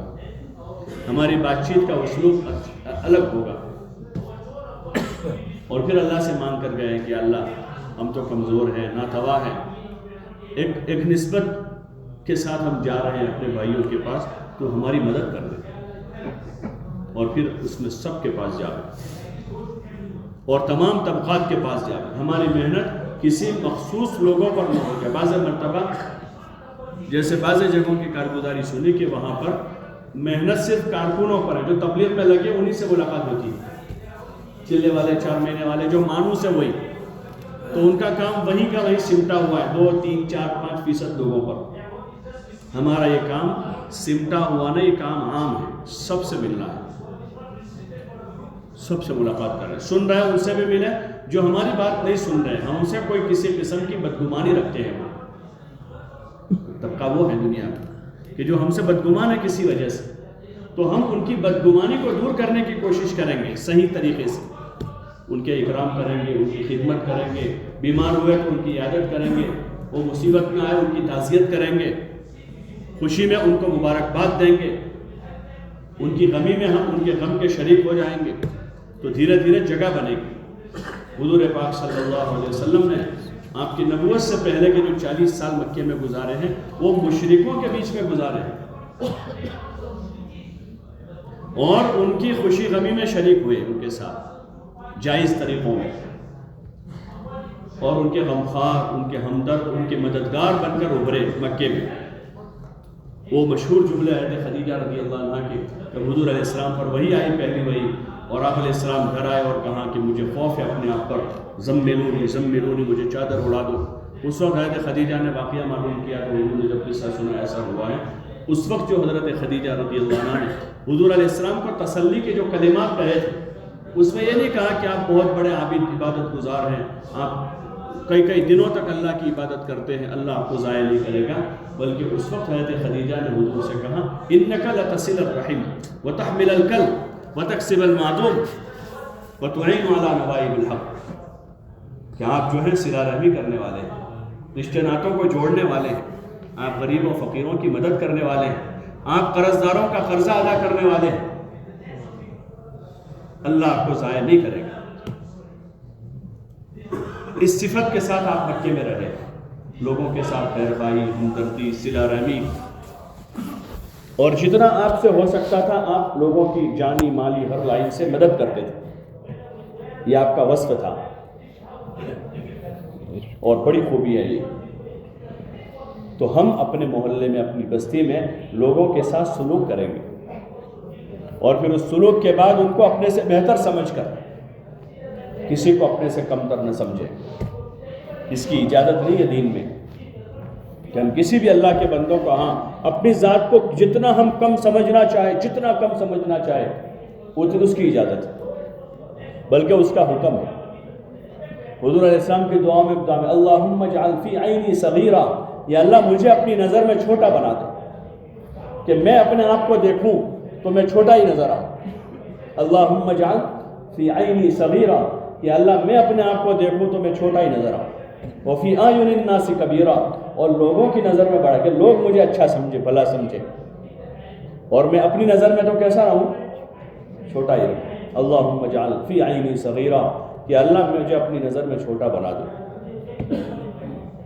کہ ہمارے سارے کام کے بعد، عبادت، دعوت اور ہماری خدمت کے بعد بھی ہمارے اندر کمی نظر آئے کہ ابھی بھی اس سے یہ نہیں ہو رہا ہے، یہ نہیں ہو رہا ہے، یہ نہیں ہو رہا ہے، اور دوسروں کی جو ہے 1000 خامیوں پر ایک خوبی اگر ہو تو اوپر ابھر کر نظر آ رہے ہو کہ نہیں وہ مسلمان ہے، اللہ کا نام لینے والا ہے، کلمہ پڑھنے والا ہے، جمعہ کی نماز پڑھنے والا ہے، وہ سخاوت کرنے والا ہے، ماں باپ کی خدمت کرنے والا ہے، کچھ نہ کچھ تو ہوگا، اور ہوتا ہی ہوتا ہے۔ تو اس لیے گزارش ہے کہ ہر ایک کے پاس جائیں گے، اور طبقات کے پاس جاوے، مختلف طبقات ہیں، پھر تاجر لوگ ہیں، ملازم لوگ ہیں، موقع بہ موقع جو ہے اس کا بھی موقع لیں۔ ہمارے اس عمومی کام کے ساتھ جو ہے اجتماع کے موقعوں پر، جوڑوں کے موقع پر، یا بعض مرتبہ یہ ہوتا ہے کہ ایک طبقہ ہے، اس طبقے کو ویکیشن میں، جیسے اسٹوڈنٹس، ٹیچرز وغیرہ ان کو ویکیشن مل رہا ہے، تو سال بھر ان کے رابطے میں رہے ہم کام کی نسبت سے، ان کو کام میں جوڑیں، کام کی ان کو ترغیب دیتے رہیں، اور پھر دیکھا کہ ان کے ویکیشن کو 1.5 مہینہ باقی ہے، 2 مہینے باقی ہیں، ابھی سے ہمارے مشورے میں بات آئے، ساری مسجد اور جماعتیں اس کے لیے فکر مند ہو جاوے کہ بھائی ویکیشن میں ان کے پاس 1.5 مہینے کی، 2 مہینے کی، 1 مہینے کی چھٹی ہے، تو جیسا موقع ہے، اگر ایسی چھٹی ہے جس میں ہم ان کا چلہ وصول کر سکتے ہیں تو چلے کی بنیاد بنا کر ان پر محنت کا نظام سوچیں۔ وقتی طور پر اسٹوڈنٹس کو جمع کر لیا، 15-20 دن پہلے سے ان کا جوڑ طے کر لیا، اور ان کو کسی جگہ ہم نے جمع کیا، اور جمع کر کے ایک ماحول بنایا، 1.5 مہینہ پہلے ان کو جمع کر کے ابھی سے ان کے سامنے دین اور دین کی محنت کے فائدوں کو رکھ کر ان کو ویکیشن کے خروج کے لیے تیار کرے، ابھی سے 1.5 مہینہ 2 مہینے پہلے سے۔ سال بھر تو ان پر محنت ہو ہی رہی تھی، سال بھر تو محنت کر ہی رہے، لیکن اب ان کو ماحول بنانے کے لیے اتنے پہلے ان کو آمادہ کریں۔ یہ نہ ہو کہ ویکیشن کے اگلے دن ہم آنکھ کھولے کہ بھائی کل سے ویکیشن شروع ہو رہا ہے، تو اب محنت کا وقت ہمارے ہاتھ سے نکل چکا ہے، بلکہ آگے سے محنت کا نظام بنا کر تشکیلی فضا بنا، اور ان کی جماعتوں کو لے کر جانے کے لیے، چونکہ سب نوجوان ہوں گے، نئے ہی ہوں گے زیادہ تر، تو ان کو لے کر جانے والے قرآنوں کی ضرورت ہوگی، تو 1.5-2 مہینے سے پہلے فکر مند ہیں، ہر مسجد وار جماعت فہرست بنا کر کے ہماری مسجد میں 50 اسٹوڈنٹس ہیں، 30 ہیں، 20 ہیں، تو ہر مسجد سے جماعت بنے تو وہی مسجد اور جماعت فکر مند ہو کہ ہمارے مسجد کے جماعت لے کر جانے والے 5 آدمی 7 آدمی 8 آدمی ہیں، اس میں فلاں آدمی مناسب ہے کہ یہ اسٹوڈنٹس کی جماعت کے ساتھ چلے جائیں، ابھی 2 مہینے باقی، ابھی سے ان سے بات کریں، ان کو آمادہ کریں، یہ عذرا کر رہے ہیں ان کو سمجھاویں، ان کو فائدہ بتاویں کہ ان نوجوانوں کو اپنے ساتھ لے کر جائیں گے، یہ ہمارے مستقبل کے ہاتھ پیر بنیں گے، یہ دین پر چلیں گے، یہ اپنے ماحول میں کام کریں گے، تو اس کا کیا فائدہ ہوگا؟ ابھی سے ان کو تیار کر لیا۔ اب ذمہ دار تیار ہیں آگے سے تو لوگ والدین پہ اعتماد کرتے ہیں، پھر رکشہ لے کر جانے والا کوئی آدمی ہے، والدین اعتماد کرتے ہیں اور دھیرے دھیرے ماحول بن کر، ابھی تو 1.5 مہینہ باقی ہے جو یعنی ان کی ویکیشن کو، اور یہاں جماعت بننا شروع ہو گئی، اور ویکیشن آنے سے پہلے پہلے 1 کی 2 جماعتیں ہو جائیں گی، ایک بن رہی تھی بنی مکمل ہوئی، دوسری بننا شروع ہو گئی، کیونکہ آگے سے فکر مند تھے۔ ایسے اور طبقات ملازم لوگ ہیں بعض، تو وہ ملازمتوں میں ان کو کچھ چھٹیوں کا نظام ہوتا ہے کہ سال کے 6-7 مہینے ان کا کام چلتا ہے، 6-7 مہینے کم کام رہتا ہے، تو اس وقت ان کو چھٹی آسانی سے مل جاتی ہے، تو ان پر ہماری نظر ہو کہ بھئی کون سا طبقے کو کس وقت چھٹی کا نظام ہے۔ جو ملازم طبقہ ہے اور جو اس طرح پڑھنے پڑھانے والا طبقہ ہے، ان کے لیے تو وہ چونکہ اپنے کام کے اعتبار سے پابند ہوتے ہیں، اس لیے ہم ان کے موقع کے انتظار میں رہیں۔ کارخانے ہوتے ہیں، کارخانے بہت سارے، 50 آدمی کام کر رہے ہیں، 60 آدمی کام کر رہے ہیں، اب یہ کارخانہ برابر چلتا رہتا ہے، لیکن بارش کے موسم میں 1.5-2 مہینے ان کے وہاں کام سلو ہو جاتا ہے، اور اب ہمارا رابطہ ہے اس کارخانے والوں سے، ان کے پاس آتے جاتے ہیں، 15 دن مہینے میں ایک مرتبہ چلے جاتے ہیں وہاں 2-3 ساتھی، ان سے بات کرتے ہیں، ملاقات کرتے ہیں، ان کو ایمان، اعمال، اخلاق، آخرت کی بات کرتے ہیں، فرض نماز قائم کرنے کے لیے ہم ان کو آمادہ کرتے ہیں، مقامی کام کو ان کو دعوت دیتے رہتے ہیں، اور ان سے ابھی سے بات کر رہے ہیں کہ دیکھو بارش کے موسم میں آپ کے وہاں کام کم رہتا ہے، اس وقت آپ طے کرو اپنے کارخانے سے چلے کی جماعتیں بنائیں گے۔ ایک طبقہ ہے کسی کارخانے میں کام کرنے والا، اس نوعیت کے جو لوگ ہیں تو ان سے ہمارے روابط، اور پھر ان کا جب موقع آئے تو اس وقت وہاں سے ہم وصول کریں گے، ان کو 4 مہینوں کے لیے، چلوں کے لیے وصول کریں گے۔ ایسے تجارت پیشہ لوگوں میں ایک قسم کی تجارت والے کچھ لوگ ہوتے ہیں، لکڑے کی تجارت والے لوگ ہیں جن کا لکڑے کا کام ہے، یا اس طرح کے اور طبقات، ہر جگہ پر اس قسم کی نوعیتیں ہوتی ہیں، تو ہماری آمد و رفت ہے۔ اس میں کیا ہوتا ہے، ان لوگوں سے گھروں میں ملاقات تو ہو ہی جاتی ہے، لیکن بعض مرتبہ یہ ہوتا ہے کہ اگر ان کو اس طبقے کی سطح سے لیا جاتا ہے تو ان میں کام کرنے والوں میں کوئی بڑا ہوتا ہے، اس پر تھوڑی محنت ہو گئی، ان کو آمادہ کر لیا، وہ تیار ہوئے، دوسرا تیسرا چوتھا پانچواں، یہ لوگ کبھی نکلے نہیں ہیں، تو ان کو تبلیغ میں داخل کرنے کے لیے ایک بہترین ذریعہ ہوتا ہے کہ ان کے طبقے کی رخ سے ان کو لیا جاوے اور ان کو مقام پر جوڑنے کی فکر کے ساتھ ساتھ ان کے خروج کی فکر کی جاوے، تو اس سے کام آسان ہو جاتا ہے۔ مولانا یوسف صاحب رحمۃ اللہ علیہ فرماتے تھے کہ دین کی محنت کے لیے تم ایسی تدبیریں کرو جیسے تم اپنی دنیا کے لیے کرتے ہو۔ نفع اٹھانے کے واسطے جگہ جگہ سے آدمی تدبیر کرتا ہے، تو لوگوں کو کام میں لانے کے لیے مختلف تدبیریں ہیں سب جگہ سے، اسٹوڈنٹس کو وہاں سے لانے کی ہیں، کارخانے والوں کو وہاں سے لانی ہے، عرب عجم سب کو لانے کی، لیکن سب پر محنت کر کے سب کو لانا ہے مسجد، اور مسجد کی جماعت سے جوڑنا ہے۔ کہاں جوڑنا ہے؟ بولو نا بھائی، مسجد کی جماعت کے ساتھ، مسجد کی جماعت کے ساتھ ان کو جوڑ دیں گے لا کر۔ جتنے ہمارے طبقات کے لائن کے کام ہیں تو وہاں سب جگہ سے لانے کے سارے دروازے ہیں کہ بھائی ایک دروازہ ادھر سے بھی، ایک دروازہ ادھر سے بھی، ایک دروازہ ادھر سے بھی، ایک دروازہ، لیکن اب مسجد میں آ جانے کے بعد سب ایک امام کے پیچھے ہے کہ سب آ جانے کے بعد اپنے دعوت کے مشورے کے تابع ہے، سب تاجر بھی ہوں گے، ملازم بھی ہوں گے، مزدور بھی ہوں گے، تو اس لیے مشورے والوں کو جو ہے، مشورے والوں کو بہت زیادہ وسعت سے کام لینا چاہیے۔ جیسے امام کو ہدایت دی نا، امام ائمہ کو ہدایت ہے حضور علیہ السلام کی طرف سے کہ لوگوں کو زیادہ مشقت میں نہ ڈالیں۔ ایک مرتبہ شاید حضرت معاذ رضی اللہ عنہ بہت زیادہ لمبی نماز پڑھا دی عشاء کی، لمبی لمبی صورتیں پڑھ ڈالی، تو اس وقت حضور علیہ السلام نے کہا ان کو ایسا نہ کریں، لیکن وہ بہت لمبی صورتیں پڑھ دی۔ ہمارے یہاں تو ابھی بعض لوگ امام صاحب وہ معروف صورتیں پڑھتے ہیں، سورہ حجرات سے لے کر ناس تک کی جو ہیں، طوال اوساط، طوال مفصل، اوساط مفصل اور قصار مفصل، تو وہ اس کو بھی کہتے ہیں بہت لمبی کرتے ہیں۔ وہ تو سنت ہے بھائی، جیسے جمعہ کے دن سورہ سجدہ، سورہ دہر پڑھنا، اور جمعہ کی نماز میں جو لمبی صورتیں ہیں، سورہ منافقون، جمعہ وغیرہ پڑھنا، اور سورہ حجرات سے لے کر وہ صورتیں جو فجر میں اور اس میں، تو وہ تو سنت ہے، وہ لمبی نہیں ہے۔ بعض لوگ غلط استدلال کرتے ہیں اس سے، اس سے غلط استدلال کرتے ہیں، تو وہ زیادہ لمبی نہیں ہے، وہ تو سنت ہے، یا اس کی مقدار کی قرأت کہیں سے قرآن شریف میں سے کر رہے تھے، تو حضور علیہ السلام نے ائمہ سے وہ کہا کہ زیادہ ایسے مشورے والے جو ہیں، پھر جب طبقات آ رہے ہیں، جوان بھی آ رہے ہیں، بوڑھے بھی آ رہے ہیں، تاجر بھی آ رہے ہیں، ملازم بھی آ رہے ہیں، مزدور بھی آ رہے ہیں، تو سب کو ایک لاٹھی سے نہیں ہانکا جائے گا۔ وہ ریوڑ ہوتا ہے نا، ریوڑ بکریوں کا، بھینسوں کا، اس میں ایک ہی لاٹھی ہے اس کے پاس، جو ریوڑ چلانے والا ایک ہی لاٹھی ہے اس کے پاس، سب کو وہی لاٹھی سے ہانکتا ہے، وہ تو حیوان ہے، لیکن یہاں انسان ہیں، الگ الگ مزاج ہیں، طبیعتیں ہیں، تو پھر ہاں کام کے اصول کے دائرے میں رہ کر، کام کے اصول کے دائرے میں رہ کر تمام طبقات کو رعایت کے ساتھ لے کر چلیں، سب کو لے کر چلیں، ہاں سب کو لیں، اور لینے کی یہی بنیاد ہوگی کہ سب سے محبت کریں گے، اور سب اپنے ہیں، سب ہمارے، یہ ہماری بنیاد ہے، اور سب کو لے کر چلیں گے وسعت قلب کے ساتھ۔ وہ تو مجمع ہے، آنے والے مجمع میں ہر قسم کے لوگ ہیں، کوئی کچھ بول دے گا، کوئی کچھ کہہ دے گا، کوئی رائے دے دے گا ادھر ادھر، تو ناراض نہیں ہوں گے، ناراض نہیں ہوں گے، وسعت قلب کے ساتھ ان کو لیں گے، سنیں گے، سب سے سنیں گے، سب سے رائے لیں گے اپنے مشوروں میں، چاہے مسجد کا مشورہ ہو، حلقے کا ہو، ضلع کا ہو، صوبے کا ہو، ملک کا ہو، کہ پوچھیں گے، رائے لیں گے، ہاں آداب بتائیں گے رائے لینے کے،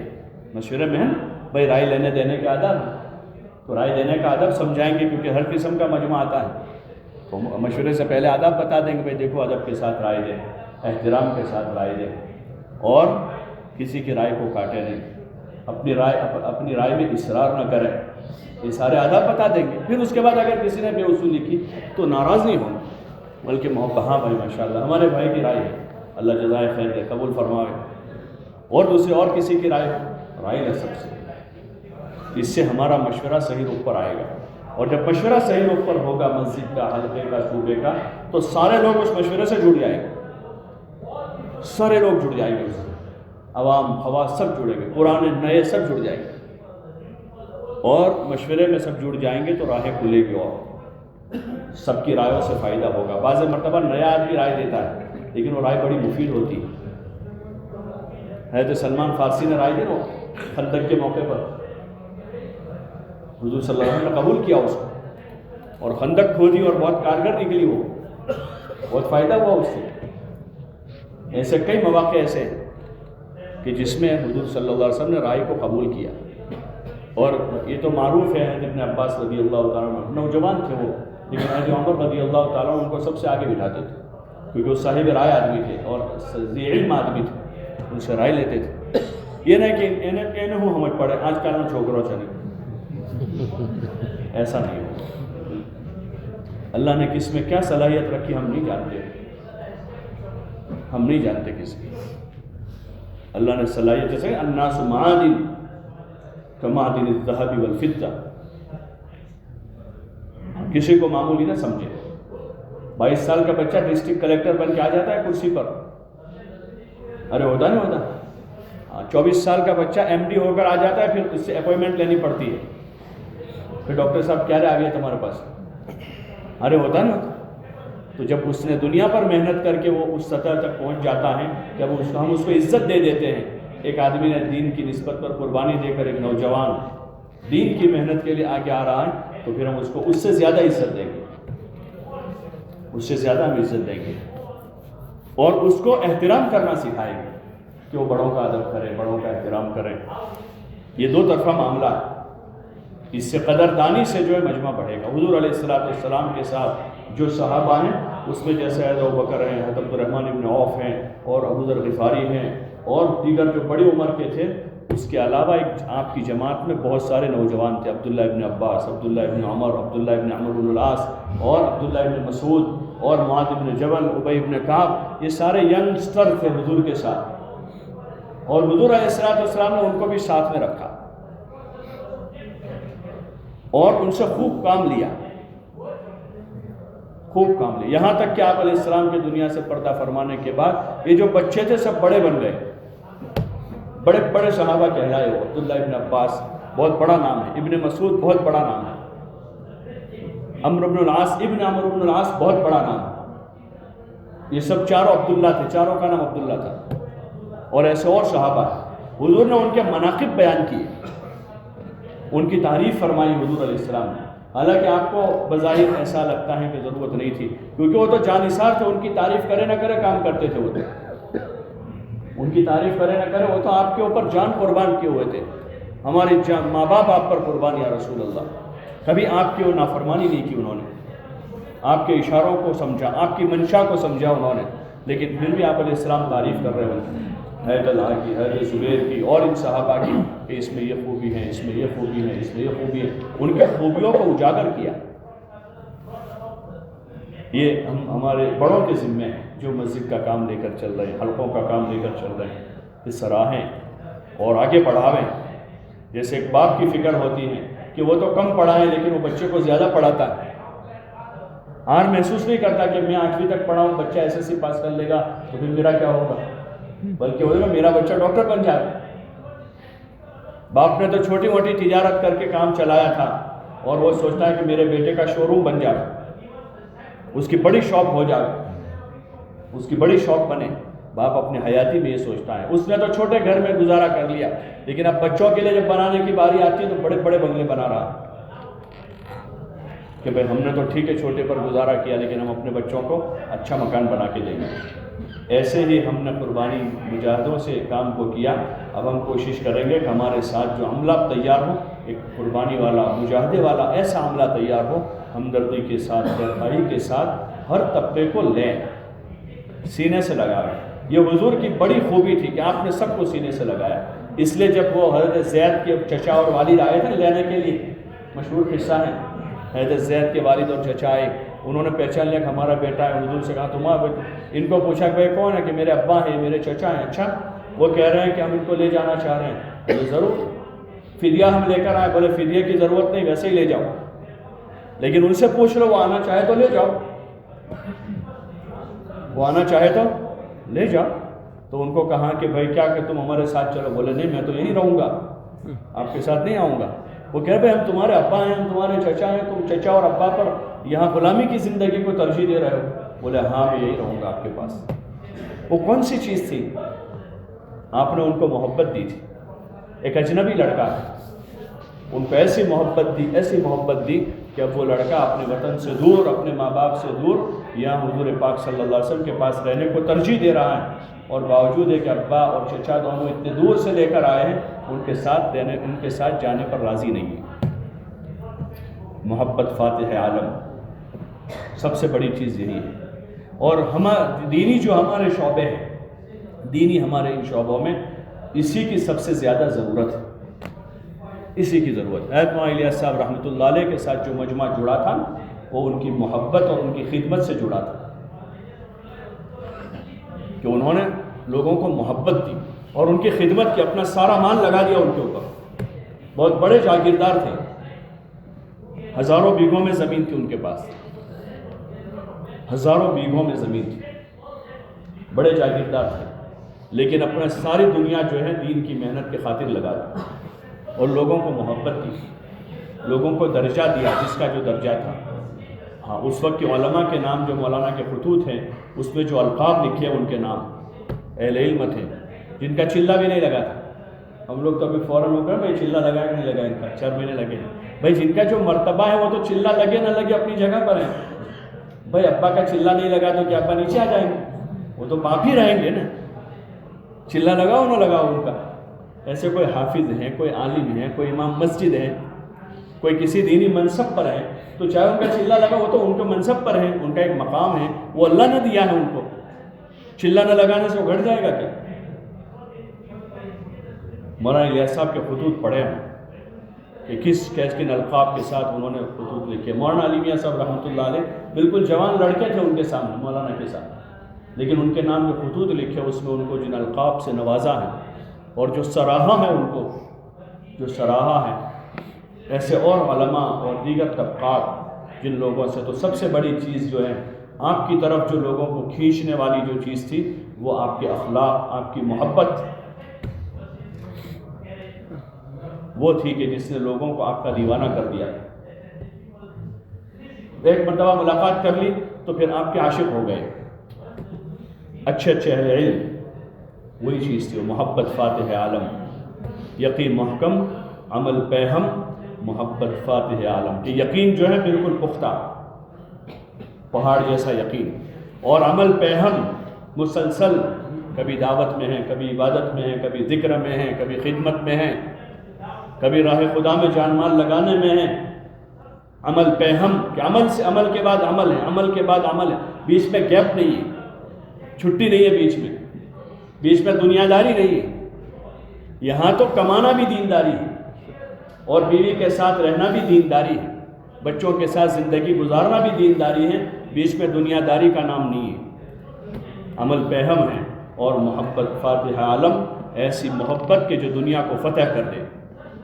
جہاد زندگانی میں یہی ہے مردوں کی شمشیریں، کہ یہی فتح کرنے والی تلوار ہے، کہ مضبوط یقین، مضبوط پہاڑ جیسا یقین، کہ حالات چاہے کچھ بھی ہو جاوے، آسمان اتر کر زمین پر آ جاوے، لیکن ہمارا یقین اللہ کی ذات پر رہے گا. زمانہ کتنا بدل جاوے، اللہ نہیں بدلے گا، وہ اپنی جگہ قائم ہے. حکومتیں بدلتی رہے گی، اللہ کی حکومت نہیں بدلے گی. دنیا کے حالات بدلتے رہیں گے. وَتِلْكَ الْأَيَّامُ نُدَاوِلُهَا بَيْنَ النَّاسِ، کہ ہم لوگوں کے دنوں کو بدلتے رہتے ہیں، لیکن اللہ اپنی جگہ برقرار ہے. وہ اپنی اسی شان کے ساتھ ہیں، جس شان کے ساتھ پہلے تھا اسی شان کے ساتھ ہمیشہ رہے گا. وہ یقین اندر ایسا مستحکم اور مضبوط ہوگا جو بڑے سے بڑے حال سے آدمی کو متاثر نہیں کرے گا کہ اللہ بڑا ہے. یہی جملہ ہوگا ہر وقت. اذا اصابتهم مصیبۃ قالوا انا للہ وانا الیہ راجعون، کہ بڑا سے بڑا حال ہوگا یہی زبان پر آئے گا، انا للہ وانا الیہ راجعون. نہ کوئی خوف ہوگا، نہ کوئی. ہاں فطرت انسانی ہے کہ وہ گھبراتا ہے تھوڑا سا وقتی طور پر، ایک اثر دل پر آتا ہے، کسی نقصان سے گھبرا جاتا ہے، کسی نفع سے ایک دم خوش ہو جاتا ہے. یہ فطرت انسانی ہے، لیکن وہ چیز جمے گی نہیں. یقین کی وجہ سے اندر یقین مضبوط ہے تو پھر وہ گھبراہٹ اور ڈر باقی نہیں رہے گا، ختم ہو جائے. تھوڑی دیر آئے گا نقصان دیکھ کر، لیکن جب یقین اللہ کی طرف نظر جائے گی کہ اللہ بہت بڑا ہے تو پھر وہ خوف ختم ہو جائے گا. اللہ کی طرف نظر جائے گی کہ ہمارے پاس تو کچھ بھی نہیں تھا، خالی ہاتھ آئے تھے، اللہ ہی نے دیا تھا، اس اللہ نے لیا ہے، تو وہ خوف ختم ہو جائے گا. اللہ دوبارہ دینے پر قادر ہے، اللہ دوبارہ دینے پر قادر. بھائی ہم تو تھے ہی نہیں پورے، اللہ نے تندرست جسم دے کر اب بیماری بھیجی ہے، یہ اللہ کی طرف سے آئی، اللہ شفا دے دے گا، تو پھر وہ خوف ختم ہو جائے گا.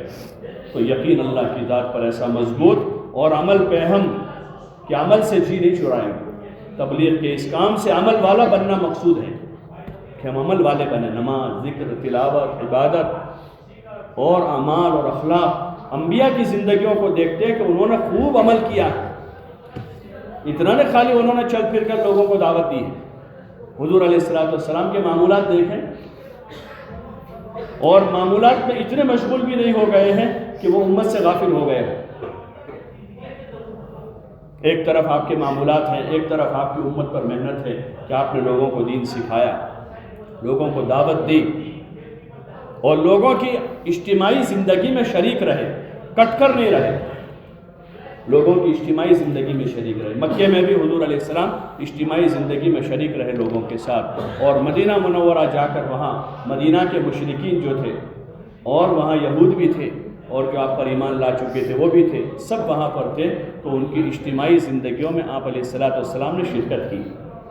اور دائی بن کر گئے وہاں پر. ان کے پاس گئے دائی، یہود کے قبائل کے پاس بھی گئے، اور دائی بن کر گئے آپ. اور جب عبادت کا وقت آیا رات میں، تو ایسی عبادت کی حتیٰ تورمت قدمہ، کہ آپ کے قدموں پر ورم آ گیا، ایسی عبادت. اور روزے رکھنے پر آئے تو کثرت سے روزے رکھے.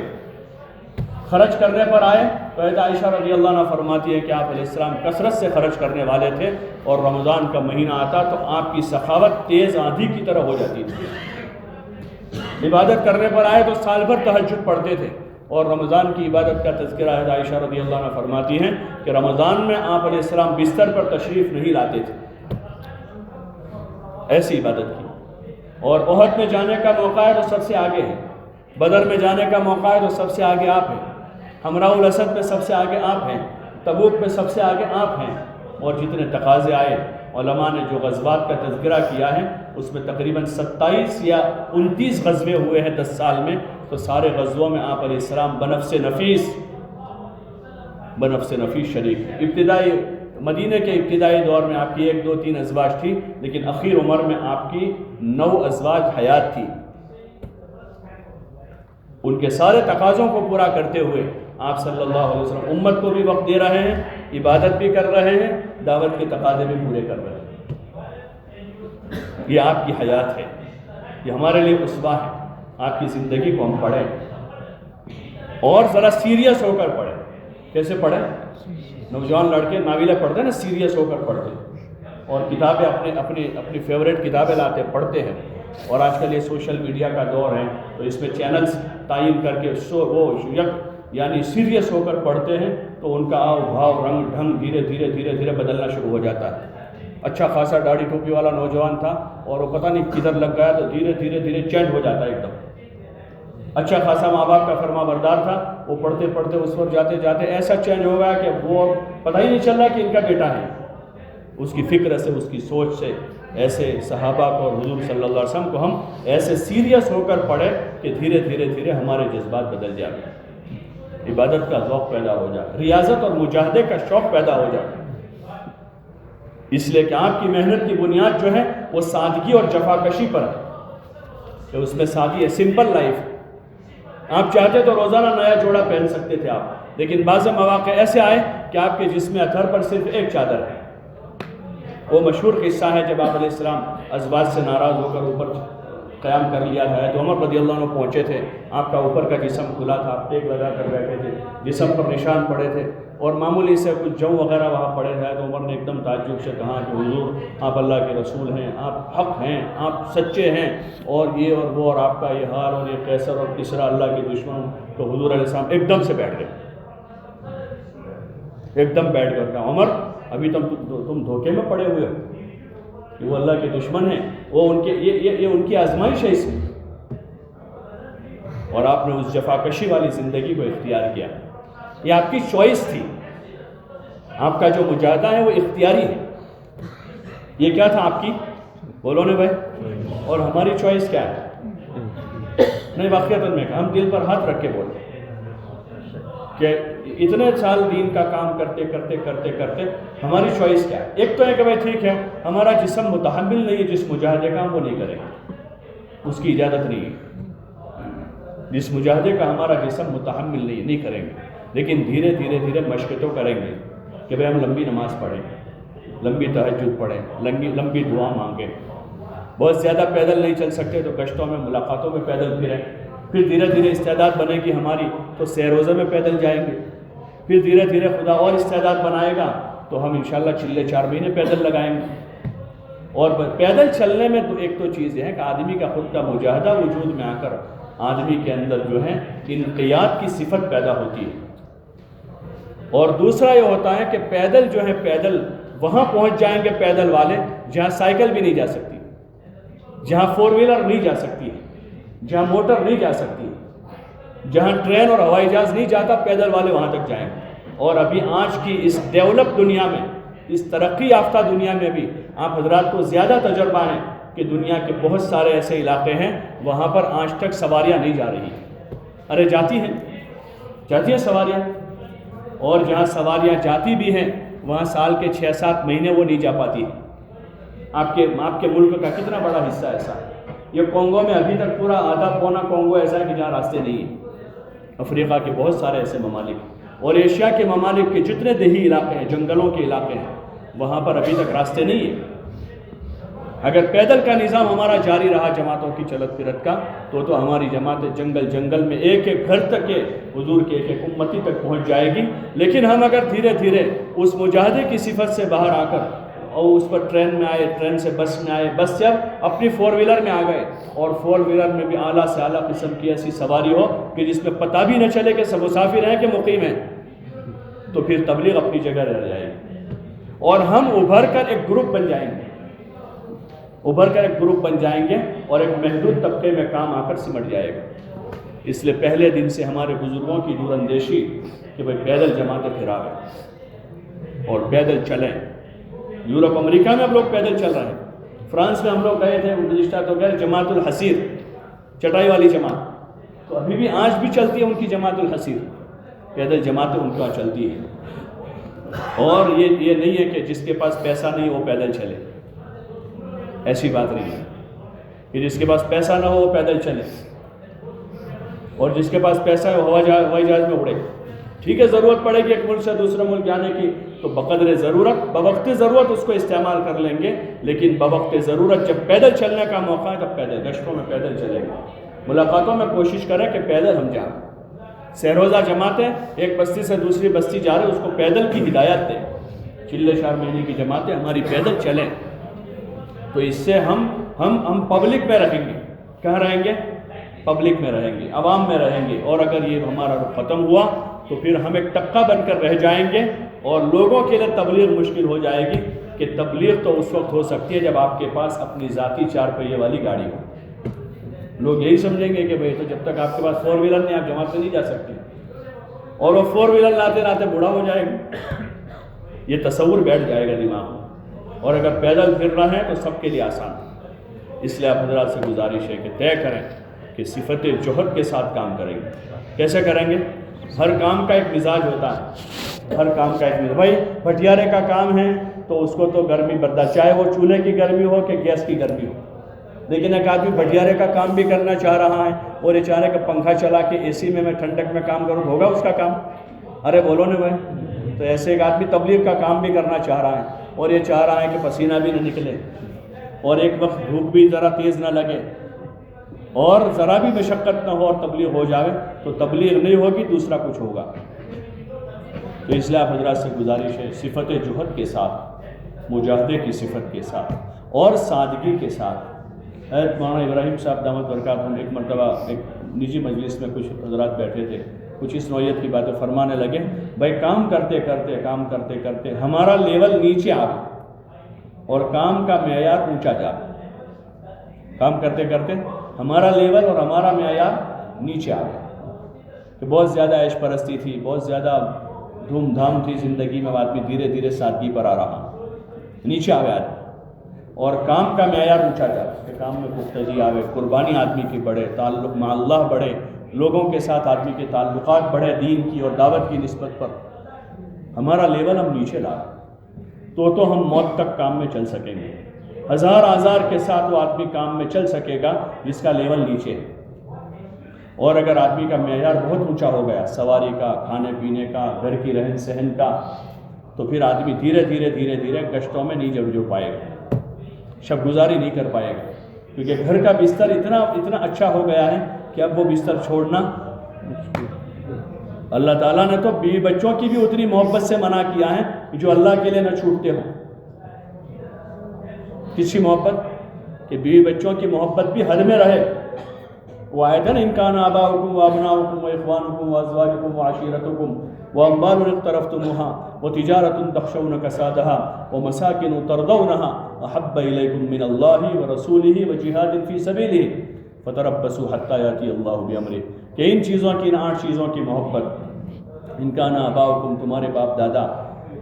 ابناؤکم تمہاری اولاد، اخوانکم تمہارے بھائی، ازواجکم تمہاری بیویاں، عشیرتکم تمہارا کنبہ اور قبیلہ خاندان، واموال اقترفتموها اور تمہارا جمع کیا ہوا مال، سونا چاندی، پراپرٹی، جاگیر، بینک بیلنس، اموال اقترفتموها وتجارۃ تخشون کسادها، اور وہ جو تمہارا کاروبار، فیکٹری اور تمہارے دینی دنیاوی مشاغل جس میں تم کو ہر وقت کھوٹ کا اندیشہ رہتا ہے کہ کہیں لاس نہ ہو جائے، یہ ڈر ہر وقت رہتا ہے تاجر کو، کام کرنے والے کو، وہ تمہارے کاروبار، وہ مساکن اور تمہارے گھر اور تمہارے، کیونکہ یہ فطرت کے تقاضے ہیں سارے کہ ان کی محبت دل میں آئے گی، ان کی محبت آتی ہے دل میں اور رہے گی۔ اس محبت کو نکال دینے کا حکم نہیں دیا کہ اس کو نکال کر جنگل میں راہب بن جاؤ، بیوی چھوڑ دو، بچے چھوڑ دو، سب کاروبار چھوڑ دو، اس کا حکم اللہ نے، یہی حکم دیا کہ ان میں ہی رہے، بیوی کے ساتھ، بچوں کے ساتھ، کاروبار کے ساتھ، کنبے قبیلے کے ساتھ، اپنے گھر پر آدمی مقیم رہے، لیکن ان 8 چیزوں کی محبت اگر اللہ کی محبت سے، اللہ کے رسول کی محبت سے، وہ جہاد فی سبیلہ اور اللہ کے دین کی محنت کی محبت سے اگر زیادہ ہو گئی ہیں تو یہ بیماری ہے۔ یہ کیا ہے؟ بولو نے بھائی، یہ اب بیماری ہو گئی۔ جیسے انسانی باڈی کو جو ہے آئرن کی بھی ضرورت ہے، شوگر کی بھی ضرورت ہے اور نمک کی بھی ضرورت ہے نہیں ہر باڈی کو. اگر وہ نہیں ہوگا تو اس کا زندگی گزارنا مشکل ہے. ایسے بیوی نہیں ہے، بچے نہیں ہیں، کاروبار نہیں ہے، کنبہ نہیں ہے، بھائی بہن نہیں ہے، قبیلہ نہیں ہے، گھر نہیں ہے، تو آدمی کی پریشانی کی چیز ہے. یہ سب ہونا چاہیے. جیسے جسم میں لوہا بھی ہوگا اور جسم میں نمک بھی ہوگا، جسم میں شوگر بھی ہوگا. لیکن اگر اس کی مقدار بڑھ گئی، جسم میں نمک کی مقدار بڑھ گئی، تو پھر وہ کیا ہے؟ Uric acid. وہ گھٹنوں سے آدمی کو کھڑا نہیں ہونے دیتا. دیکھتے ہیں یورک ایسڈ کے مریضوں کو کتنے پریشان ہوتے ہیں. اور اگر وہ اس کا شوگر جو ہے بڑھ گئی، تو جب شوگر بڑھ گئی ہے تو اب یہ بہت بڑی مصیبت ہے، بڑی مصیبت ہے. ایسے یہ بیوی کی محبت، بچوں کی محبت، خاندان کی محبت، کنبے قبیلے کی محبت اور گھر کی زندگی کی محبت اگر اللہ رسول سے اوپر چلی گئی اور دین کی محنت سے اوپر چلی گئی ہے، تو پھر اب بہت خطرناک وارننگ ہے اللہ کی طرف سے. اللہ پاک کا ارشاد ہے فَتَرَبَّصُوا حَتَّىٰ يَأْتِيَ اللَّهُ بِأَمْرِهِ، کہ پھر تم انتظار کرنا کہ اللہ خود اپنا کوئی فیصلہ لے کر آ جائے گا. زمین نہیں ہلائے گا، زمین نہیں ہلائے گا، بلکہ اللہ کیا وارننگ دے رہا ہے کہ خدا اپنا کوئی فیصلہ لے کر آ جائے گا. اللہ ہم سب کی حفاظت فرماوے. اس لیے صفت جوہد کے ساتھ زندگی ہو. گھر کی آسائش اور آرام کے اسباب کو اتنے نہ بڑھاوے اللہ کے واسطے، نہ بڑھاوے. حضور علیہ السلام نے اس کو پسند نہیں کیا زیادہ. ٹھیک ہے، بقدر ضرورت آدمی زمانے کے لیول کے حساب سے تھوڑا پکا گھر بنا لے، پکا گھر بنا لے، سردی گرمی بارش سے اس میں حفاظت ہو جائے. باقی جو ہیں اس کو ہم خواہشات پر نہ لے جائیں، اس لیے کہ خواہش کی کوئی حد نہیں ہے. آپ دیکھتے ہوں گے بہت سو کو ہر 2-5 سال میں بنگلہ الگ بدلتے ہوں گے، ہر 2-5 سال میں فرنیچر بدلتے ہوں گے، ہر 2-5 سال میں گاڑی سواری بدلتے ہیں. اس خواہش کا کوئی اینڈ نہیں ہے. اس لیے خواہش والی زندگی سے روکا ہے. اور خصوصاً دعوت کا کام کرنے والے، دعوت کا کہ اوپر تھے نیچے ہم تو آئیں گے. ہمارے لیے عزت کی چیز یہ ہے کہ ہم جب یعنی جاہلیت کی زندگی گزار رہے تھے تو ایسے ایسے کپڑے پہنتے تھے اور ایسی سواری استعمال کرتے تھے اور ایسے بنگلے میں رہتے تھے. اب تبلیغ کے کام میں لگ کر ہم نے اپنا لیول نیچے لے آئے. یہ سواری مضبوط رکھے، حرج نہیں ہے، اچھی سواری رکھے، مضبوط رکھیں. لیکن یہ کوئی عقل مندی نہیں ہے کہ 10 لاکھ روپے کی گاڑی میں آپ کا کام چلتا ہے اور آپ 50 لاکھ روپے کی گاڑی استعمال کر رہے ہیں. یہ عقل مندی نہیں ہے، یہ عقل مندی کی چیز نہیں ہے. $100 کے کپڑے میں آپ کا کام چل جاتا ہے اور آپ $250 کا کپڑا پہن رہے ہیں. یہ عقل مندی کی چیز نہیں ہے. $50 کی چپل سے، جوتے سے آپ کا کام چل جائے اور آپ $500 کے جوتے خرید رہے ہیں. اس کام میں لگنے کے بعد ہمارا معیار لیول نیچے آنا چاہیے اور ہم اپنے بچوں کے لیے وہی زندگی پسند کریں گے. ان کے جذبات بنائیں گے بچپن سے. جنہوں نے جذبات بنائے بچوں کے حافظ بنانے کے، اللہ نے ان کے بچوں کو حافظ بنا دیا، حالانکہ ان کے خاندانوں میں حفظ کا رواج نہیں تھا. جن ماں باپ نے بچوں کے جذبات بنائے عالم بنانے کے، اللہ نے ان کے بچوں کو عالم بنا دیا. ہم بچپن سے گھر میں یہ فضائل کی کتاب اور صحابہ کی زندگی کو سنا کر اپنے بچوں بچیوں کے، اپنی بہوؤں بیٹیوں کے جذبات بنائیں گے کہ وہ صحابہ صحابیات جیسی زندگی گزاریں. ان کی نقل اتاریں. ان تک تو نہیں پہنچ پائیں گے، ان کے جیسی سیم زندگی نہیں گزار سکیں گے، لیکن کم از کم ان کی نقل اتارنے والے تو بنیں گے. زندگی میں سادگی لاگے. سادگی ہوگی تو ہمارا جینا آسان ہو جائے گا اور دعوت کا کام آسان ہو جائے گا. جیسے آپ لوگ دیکھتے ہیں مقامی جو بھائی ہیں ان کی تشکیل ہوتی ہے، فوراً چلنے کے لیے 4 مہینے کے لیے تیار ہیں. زندگی سادہ ہے. جو چھوڑنا ہے وہاں کچھ ہے ہی نہیں، وہاں جی لگنے کا سوال ہی نہیں اس گھر میں. لیکن ہم نے گھر ایسا بسایا ہے اور بچوں کے دل میں ایسے گھر کی ہم نے اندر طلب پیدا کی ہے، پھر ان بچوں پر دین کی محنت بھاری ہو جائے گی. تبلیغ کا کام ان کے لیے مشکل ہو جائے گا. جس باپ نے زندگی پر قربانیاں دی ہیں اس کا بیٹا چلا نہیں لگا پائے گا، کیونکہ اس کو راحت اور آرام کی زندگی کا عادی بنا دیا ہے، اس کو خواہشات کا عادی بنا دیا ہے. حضور علیہ السلام نے اس سے اپنی امت کو روکا ہے. اپنی ازواج کو خواہشات کی زندگی نہیں گزارنے دیا آپ نے. اور 1 سال کا نفقہ دے دیتے تھے، متوسط درجے کا نفقہ دے کر ان ازواج کو راہ خدا میں لگانے کا اتنا جذبہ آپ نے بنایا تھا کہ ان کے گھروں میں پھر بھی فاقہ رہتا تھا. واقعات ہے نا کہ ازواج مطہرات کا چولہا نہیں جلتا تھا، حالانکہ حضور تو 1 سال کا نفقہ دیتے تھے، یہ ہو نہیں سکتا۔ حضور علیہ السلام صاحب شریعت ہیں، آپ بیوی بچوں کا حق ہم سے زیادہ جانتے تھے، آپ ہم سے زیادہ متقی اور پرہیزگار تھے، اور پھر آپ کے گھر میں فاقہ کیوں ہو رہا ہے؟ تو آپ نے ازواج مطہرات کو راہ خدا میں خرچ کرنے کا اتنا عادی بنایا تھا کہ وہ اپنے نفقے خرچے کو اللہ کے راستے میں خرچ کر دیا کرتی تھی اور گھر میں فاقہ ہوتا تھا۔ آپ نے اپنے ازواج کو یہ زندگی سکھائی۔ اپنی بیٹی کی زندگی، آدمی کو ٹھیک ہے بیوی پر تو کبھی آدمی کو وہ ہوتا ہے زیادہ، یعنی دل اتنا کبھی 19-20 رہتا ہے، لیکن اپنی بیٹی کے معاملے میں آدمی بڑا حساس ہوتا ہے، بیٹی کے معاملے میں۔ اور پھر بیٹی بھی فاطمہ الزہرا جیسی ہو، جن کے بارے میں حضور فرما رہے ہیں کہ فاطمہ میرے جگر کا ٹکڑا ہے، جس نے اس کو تکلیف پہنچائی اس نے مجھے تکلیف پہنچائی، یہ فرما رہے ہیں آپ صلی اللہ علیہ وسلم۔ لیکن ان کے گھر میں فاقے ہو رہا ہے، فاقے ہو رہا ہے، اور وہ گھر کا سارا کام کاج اپنے ہاتھوں سے کر رہی ہیں۔ حضرت فاطمہ رضی اللہ عنہ جنت کی عورتوں کی سردار ہیں،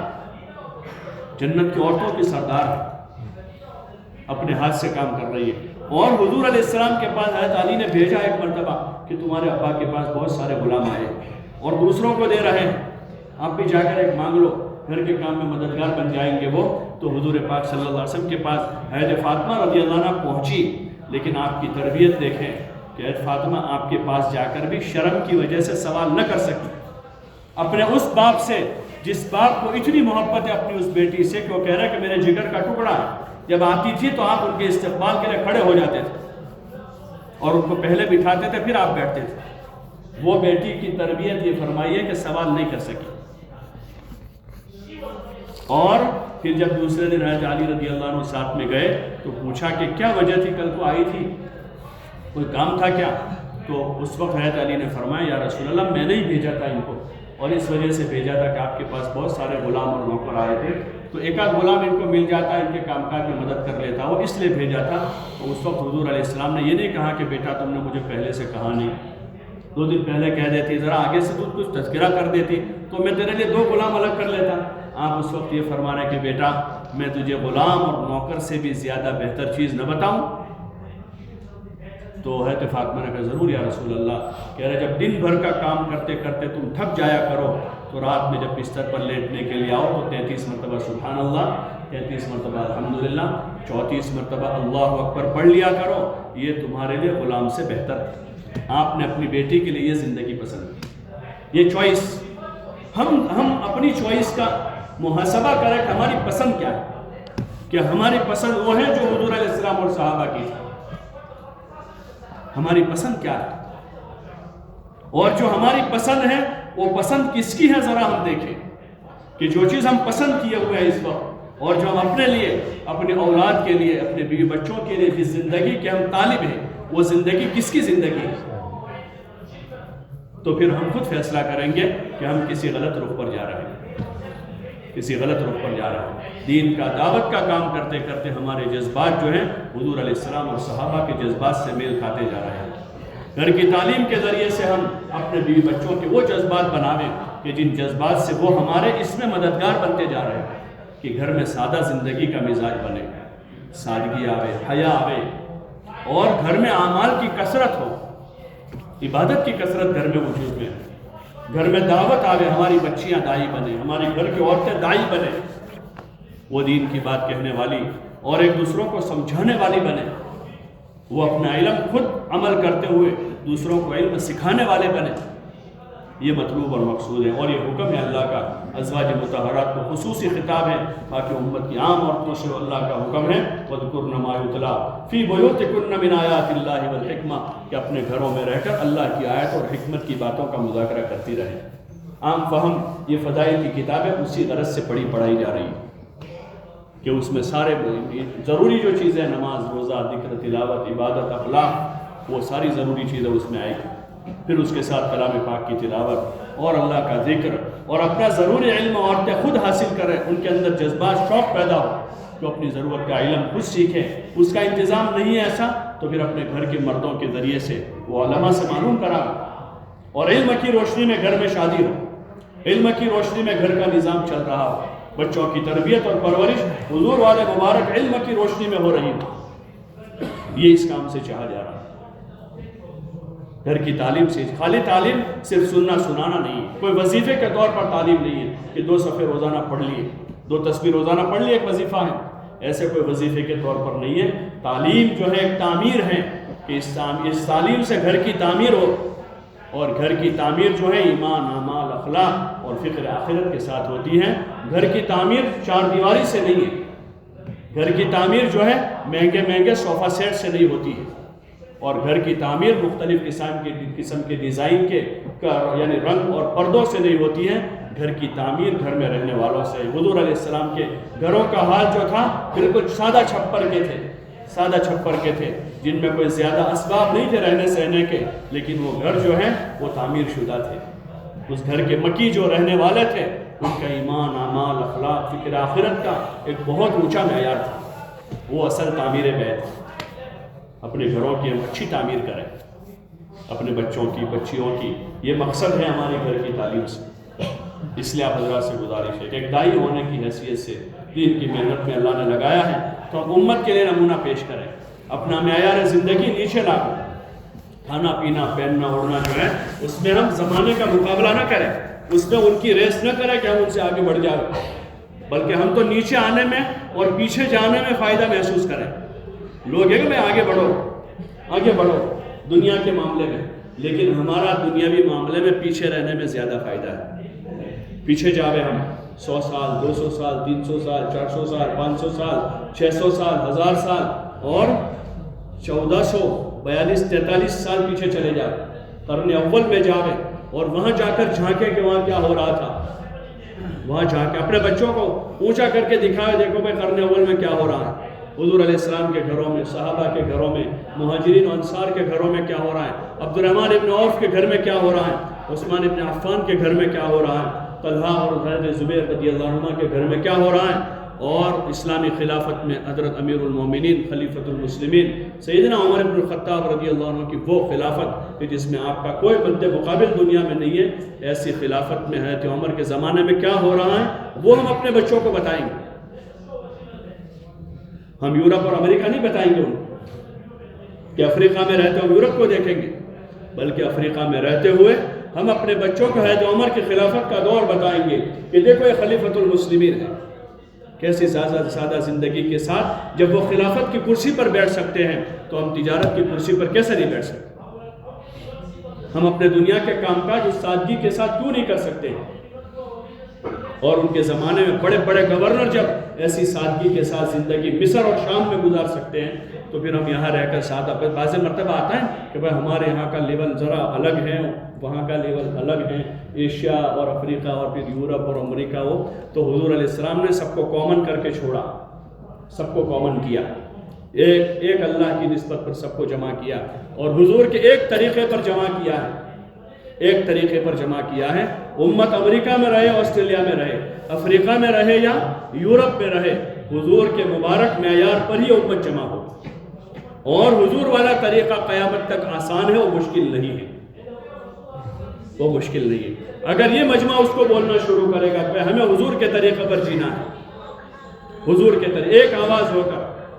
آواز ہو کر بولیں گے، ایک آواز ہو کر کہ ہمیں حضور کے طریقے پر جینا ہے، آپ کی دھیرے صحیح، لیکن اگر حضور کے طریقے پر جانے کی کوشش کریں گے تو ایک دن آئے گا جیسے دور صحابہ میں مکے سے چلنے والا وہ کلچر مدینے میں جا کر قرار پکڑا اور پھر مدینے سے پورے عالم میں جو پھیلا ہے، تو حضور والا وہ طریقہ ہے جو عمر رضی اللہ عنہ کی خلافت کے دور میں مصر و شام تک پہنچ گیا، اور وہاں جا کر بھی لوگوں نے حضور کا اتباع کیا، ان کی تجارت، ان کے معاملات، ان کی معاشرت وہ حضور والے طریقے پر آئی، اور امت نے 1 2 دن 4 دن 5 دن مہینہ 2 مہینے کے لیے نہیں، صدیاں گزری اس میں کہ حضور والا طریقہ دنیا میں رائج رہا۔ لیکن جب اس طریقے کی عظمت جو میں نے شروع میں عرض کیا کہ اس کی عظمت دل سے گھٹ گئی اور یہ آئے کہ یار کیا کرے، یہاں تو ایسا ہی چلتا ہے، یہاں تھوڑا سا ہم کو ایسے ہی رہنا پڑتا ہے، یہاں کی بات الگ ہے، وہاں کی بات الگ ہے، تو پھر وہ چیز، کیونکہ یہ عظمت کی کمی ہے، یہ ایک تعویل ہے خوبصورت تعویل ہے یہ کہ بھائی یہاں کا تھوڑا سا کلچر الگ ہے، وہاں کا الگ ہے، ہمیں تو سارے کلچروں کو حضور کے کلچر میں ملانا ہے، اور سب کو حضور والے طریقے کی دعوت ہے پہلے نمبر میں، سب کو حضور والے، مالدار ہو غریب ہو پڑھا لکھا ہو، حضور کے طریقے میں سب کے لیے گنجائش ہے. یہ نہیں کہا کہ سب لنگوٹ باندھتے ہوئے مالدار بھی، سب کے لیے گنجائش والا طریقہ ہے. لیکن خواہشات کی اجازت نہیں ہے اس مذہب میں. کسی کے نہ غریب ہو مالدار ہو پڑھا لکھا ہو ان پڑھ ہو کہ وہ خواہشات کی زندگی کا عادی بنے، اس کی اجازت نہیں. افرائیت من اتخذ الہہ ہوا، کیا تم دیکھ رہے ہو اسے جس نے اپنی چاہت کو ہی اپنا معبود بنا رکھا ہے؟ اس کی اجازت نہیں دی ہے کہ آدمی خواہش کا بندہ بن جائے اور اللہ کی بندگی اور حضور کے مبارک طریقوں کو چھوڑ دے. اس لیے اس دعوت سے ہماری کرسی سے بھی اور ہمارے گشتوں میں بھی پوری قوت کے ساتھ اس کی دعوت ہے کہ حضور والی مبارک زندگی ہمارے زندگیوں میں زندہ ہو جائے، ہماری عبادت میں بھی، ہمارے معاملات و معاشرت میں بھی، اور ہماری گھریلو زندگی میں، ہماری خوشی غمی میں بھی. حضور علیہ السلام نے خاتون جنت کی عورتوں کی سردار کو رخصت کیا ہے، پوری امت کو نمونہ بتایا ہے کہ دیکھو سب سے بڑے باپ کی سب سے بڑی بیٹی ہے، اس سے بڑی بیٹی دنیا میں کسی کی نہیں ہو سکتی. نہ کسی بڑے سے بڑے مالدار کی بیٹی اتنی بڑی ہو سکتی ہے، نہ کسی غوث اور قطب کی بیٹی اتنی بڑی ہو سکتی ہے. حضور علیہ السلام نے اپنی بیٹی کو رخصت کر کے ایک سیمپل بتایا ہے پوری امت کو، عرب و عجم کو نمونہ بتایا ہے کہ بیٹی رخصت کرنے کا یہ طریقہ ہے. اور خود آپ علیہ السلام نے 11 نکاح فرما کر، آپ سب سے بڑے انسان، سارے انبیاء کے سردار ہیں، خود آپ نے 11 نکاح کیے. اور آپ کے گھر میں آنے والیاں فقیروں کی بیٹیاں نہیں تھی ساری. حضرت عائشہ صدیق اکبر کی بیٹی تھی، ام حبیبہ مکہ کے سردار ابو سفیان کی بیٹی تھی، اور حضرت حفصہ عمر ابن خطاب کی بیٹی تھی، اور حضرت صفیہ وہ یہودی سردار کی بیٹی تھی. ایسا نہیں تھا کہ فقیر گھرانوں کی بیٹیاں تھیں. آپ نے سادگی سے ان کو نکاح میں قبول کر لیا اور ہو گیا. آپ نے سب کے لیے تعلیم چھوڑی ہے اس میں کہ بڑے بڑے مالدار ہو یا کوئی بڑا قطب اور غوث ہو، حضور کی برابر کوئی نہیں آ سکے گا. آپ نے ان نکاحوں کے ذریعے سے امت کو تعلیم دی ہے کہ یہ رحمت والا طریقہ ہے. کسی کے لیے تعویل کی گنجائش نہیں چھوڑی ہے کہ اصل میں کیا کرے، سامنے والی فیملی کا بہت لیول اونچا ہے، ہماری مجبوری ہے. نہیں، اگر وہ فیملی آپ کی ذات پر حملہ کرتی ہے تو آپ کی مجبوری نہیں ہوگی. پھر وہ آپ کے بچے کو چور کہے تو آپ لڑائی کے لیے آستین چڑھا دو گے، پھر آپ کا مسئلہ نہیں رہتا ہے. لیکن عظمت کی کمی ہے حضور کے طریقے کی. اس وجہ سے بات ہے کیا کرے، سامنے والے نہیں تیار ہو رہے، ہمارا لڑکا اصل میں نہیں مان رہا ہے، اور ہماری بیٹی اصل میں چونکہ پہلے سے اکیلی ہے اور ایک ہی بیٹی میری ہے، اسی کے وہی سب کچھ ہے، ورنہ تو بیٹا بھی وہی ہے بیٹی بھی وہی ہے، اس لیے اب ایک ہی بیٹی کو رخصت کرنا ہے. بس بھائی اصل بنیادی چیز وہی ہے کہ حضور کے طریقے کی عظمت دل سے گھٹی ہے، ورنہ پھر اور کوئی دوسری بات نہیں رہ جاتی. ہم کوشش کریں اس محنت کے راستے سے، پہلے گشت ہو یا دوسرا گشت ہو، روزانہ کی محنت اور گھر گھر جا کر ہماری بات مذاکروں میں بات آوے کہ کامیابی حضور صلی اللہ علیہ وسلم کے مبارک طریقوں میں، اس کو اتنا بولیں کہ آپ کے علاوہ جتنے طریقے ہیں سب ہیج معلوم ہونے لگے، اور حقیقت میں ہیج. اس لیے محلوں میں چل پھر کر اس کو بولنا ہوگا، ہاں منہ بھر کے بولنا ہوگا، اور وقت آنے پر اس کو برتنا ہوگا، تو پھر ہماری دعوت میں جان پڑ جائے گی. اور ہماری اس مقامی محنت سے ایسا ماحول تیار ہوگا جیسا ماحول حضور علیہ السلام اور صحابہ کی محنت کے ذریعے سے مدینہ میں تیار ہوا تھا.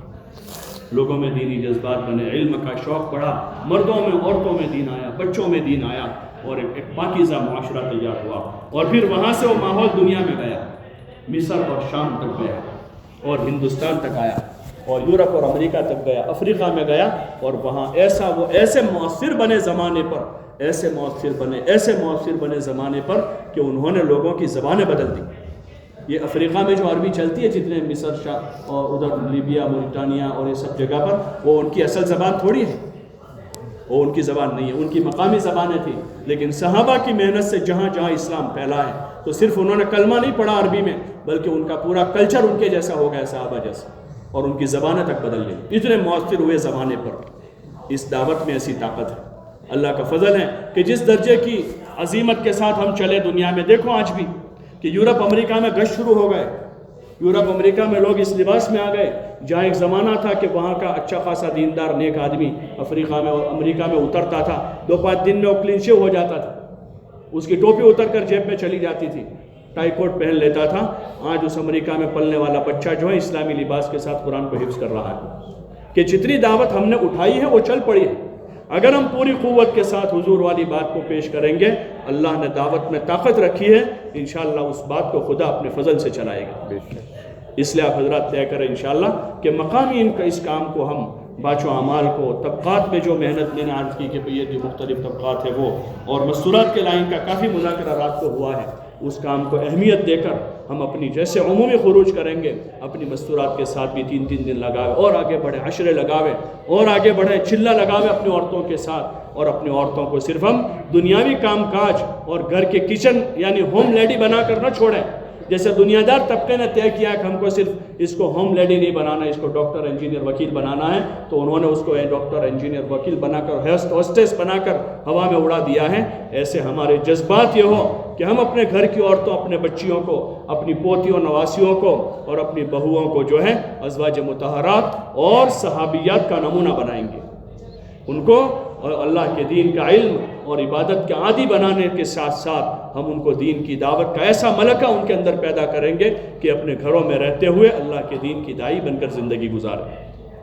اور اس کو اہمیت دیں، اور ہم خود اس کی کوشش کریں، اپنی عورتوں کے ساتھ ہم خود اختلاط کریں، یعنی ان کے ساتھ بیٹھیں اور ان کو سکھاوے، ان کا ذہن بناوے، مشوروں سے، جوڑوں سے، خروج سے واپس جاوے تو ان کو کارگزاریاں سناوے۔ ابھی گھر میں جو کارگزاریاں ہوتے دنیا آدمی جماعت میں سے بھی گھر جاتا ہے، جماعت میں سے بھی، تو ان کو کیا کارگزاری سنا؟ ہم لوگ گئے تھے، وہاں ہل اسٹیشن تھا اور وہاں ایئرپورٹ بہت بڑا تھا، اور ہم ہوائی جہاز میں دیکھو یہ ہمارا وہ بورڈنگ کارڈ ہے اور ہمارا ٹکٹ یہ ہے، اور آدمی وہ بتا رہا ہے، ان کو دنیا بتا رہا، تو ان کے جذبات کہ تم تو گھومتے رہتے ہو، ہم کو تو لے ہی نہیں جاتے تم، کیونکہ ہم ان کو وہی سنا رہے ہیں، ہم ان کو امت کے حالات سنا، ہم گئے تھے وہاں، لوگوں کو کلمہ یاد نہیں، مسلمان مسجد میں نہیں ہیں، عورتیں بیچاری بے حال ہیں، نہ ان کے پاس کھانا پینا ہے نہ دین ہے، ہم ان کو وہ سنائیں اور دین کی محنت کی کارگزاریاں سناویں، تو پھر ان کے جذبات اندر بنیں گے سادگی اور جفاکشی کے، راہ خدا میں جان مال لگانے کے۔ دوبارہ وہ وقت پر یاد دہانی کرے گی کہ آپ تو کہہ رہے تھے گزشتہ گئے تھے وہاں لوگ نماز بھی نہیں پڑھ رہے ہیں، عورتوں کا برا حال ہو رہا ہے، بچوں کی تعلیم کے مسائل ہیں، آپ دوبارہ چلہ لگائیے۔ 2 سال کے بعد کہے گی آپ کا چلہ اب کافی نہیں ہوگا، آپ کچھ وقت بڑھاؤ۔ ہم نے گھر کے تقاضے ان کے سامنے رکھے ہیں، تو گھر کے تقاضے ہمارے سامنے پیش کر رہی ہے۔ اگر ہم دعوت کے اور دین کے تقاضے اپنی عورتوں کے سامنے پیش کریں گے تو وہ عورتیں پھر، اور ایسی عورتیں ہیں دنیا میں، ایسی عورتیں دنیا میں ہیں کہ جو اپنے شوہروں کو یاد دلاتی ہیں کہ آج ہفتہ واری گشت ہے آپ کا، آج آپ کا ہفتہ واری اجتماع ہے، جو ذمہ داروں کو کہلواتی ہیں پیچھے سے کہ دیکھو ہمارے شوہر کے 2 سال ہو گئے ہیں، ان سے بات کریں، ان کے 4 مہینے لگے 10 سال ہو گئے، ان کی راہ خدا میں جاویں۔ اپنے بچوں کے بارے میں کہلواتی عورتیں کہ ہمارے بیٹے کو لے جاؤ، ہمارے داماد کی تشکیل کرو، ان کا ابھی تک وقت نہیں لگا ہے، ان کی تشکیل کرو کہ ان کے جب یہ جذبات بنیں گے تو انشاءاللہ وہ ہمارے دین اور دین کی محنت میں مددگار بن جائے گی۔ اس لیے آپ حضرات سے گزارش ہے طے کریں انشاءاللہ کہ کام کو طریقے سلیقے کے ساتھ اور کام کی عظمت کو دل میں لیے ہوئے کہ اللہ نے ایک بڑا کام دیا ہے، اس کام کی قدر کر لیں، کریں گے انشاءاللہ۔ بھائی نیت کرتے ہیں انشاءاللہ سبھی، اور اس کو مانگتے رہیں اللہ سے، ہمارے بس میں نہیں کہ ہم کر لیں جب تک اللہ کی مدد شامل حال نہ ہو جائے، اس لیے دعا کرتے رہیں، مانگتے رہیں کہ اللہ تو ہمیں محروم نہ کرنا، ایک نعمت تو نے ہمیں دی ہے، اس نعمت کی ہمیں قدردانی کی توفیق دے دے، اور ان اسباب سے اپنے آپ کو بچاوے جن اسباب سے آدمی محروم ہو جاتا ہے، جن اسباب سے محروم ہوتا ہے۔ جب آدمی نقد کا اور لوگوں کی طرف انگلی اٹھانے کا دروازہ کھولتا ہے فلانا ایسا فلاں، یہ محرومی کا سبب ہے، ناقد محروم ہوتا ہے، ناقد محروم ہو جاتا ہے، طالب نوازا جاتا ہے کہ آدمی طلب سے چلتا رہے، دوسروں کی قدر کون کیا کر رہا ہے نہ دیکھے، اللہ نے ہمیں اس کے لیے نہیں بھیجا ہے، کون کہ جو کر رہا ہے اگر وہ صحیح کر رہا ہے اللہ اس کا بدلہ دے گا، غلط کر رہا ہے تو اس کے لیے دعا کریں، جتنی دیر ہم تبصرہ کریں اتنی دیر دعا کریں کہ اللہ ہمارا بھائی بیچارہ قیمتی ہے، بے وصولی کر رہا ہے تو اس کو ہدایت دے دے، اس کو صحیح کام کرنے کی توفیق دے دے، اس کے لیے ہم دعا مانگیں گے، اتنا وقت دعا میں لگا، اس کے لیے صدقہ دیں، اس کی حفاظت، کوئی آدمی بیمار ہو گیا علاج نہیں کرواتا ہے تو ہم کوشش کہ بھائی علاج کراؤ اس کا، اس کے بھائی کو کہتے، اس کی بہن کو کہتے، پیسے نہیں ہے تو بھائی میں پیسے دیتا ہوں اس کا علاج کروا دو، تو ایسے اگر کوئی آدمی آگے پیچھے ہو رہا ہے 19-20 ہو رہا ہے، بے وصولی بے ادبی کر رہا ہے، ہم اس کے لیے دعا مانگیں گے، اللہ سے کہیں گے کہ اللہ تو اس کو توفیق دے دے، یہ تیرا بندہ ہے، اس نے قربانی دی ہے، کام میں چلا ہے، اور اس سے محبت کرتے رہے، محبت کریں، موقع ملے اس کو ہدیہ دے، موقع اتنی اس سے محبت پیدا کریں، اتنا تعلق پیدا کر لیں کہ وہ سامنے سے ہم کو کہیں کہ کوئی بات ہو تو مجھے بتانا، میرے اندر کوئی ایسی خامی نظر آ جائے آپ مجھے کہنا، پھر ہم ان کو بتائیں بھائی دیکھو ذرا ایسا کر لو تو زیادہ اچھا ہے، تو پھر وہ اصلاح کا طریقہ ہے۔ اس لیے کوشش کریں کہ اپنے ساتھیوں پر میں جو پرانے وقت لگائے ہوئے ساتھی ہیں، پرانے ساتھیوں کی اولادیں ہیں، بعض ساتھیوں نے قربانیاں دی جن کی محنتوں سے کام وجود میں آیا، اب چونکہ ان کی حیاتی میں ان کے بچے نہیں لگ پائے، تو وہ بیچارے دور ہیں، دین سے دور ہو گئے، محنت سے دور ہو گئے، ان سے محبت سے ملتے رہے، ان کے پاس آتے جاتے رہے، موقع بہ موقع ہدیہ پیش کرتے رہیں۔ اللہ کرے کہ ان کے قلوب ہماری طرف متوجہ ہوں، پھر ان کو محبت کے ساتھ وقت لگانے کی ترتیب بنانا، اور اپنی اولادوں کے بارے میں غافل نہ رہیں۔ مولانا سعید احمد خان صاحب فرماتے تھے کہ اپنی حیاتی میں اپنے بچوں کو تاجر اور دکاندار بنانے سے پہلے ان کو دیندار بنا دیں، ان کو پہلے دیندار بنا دیں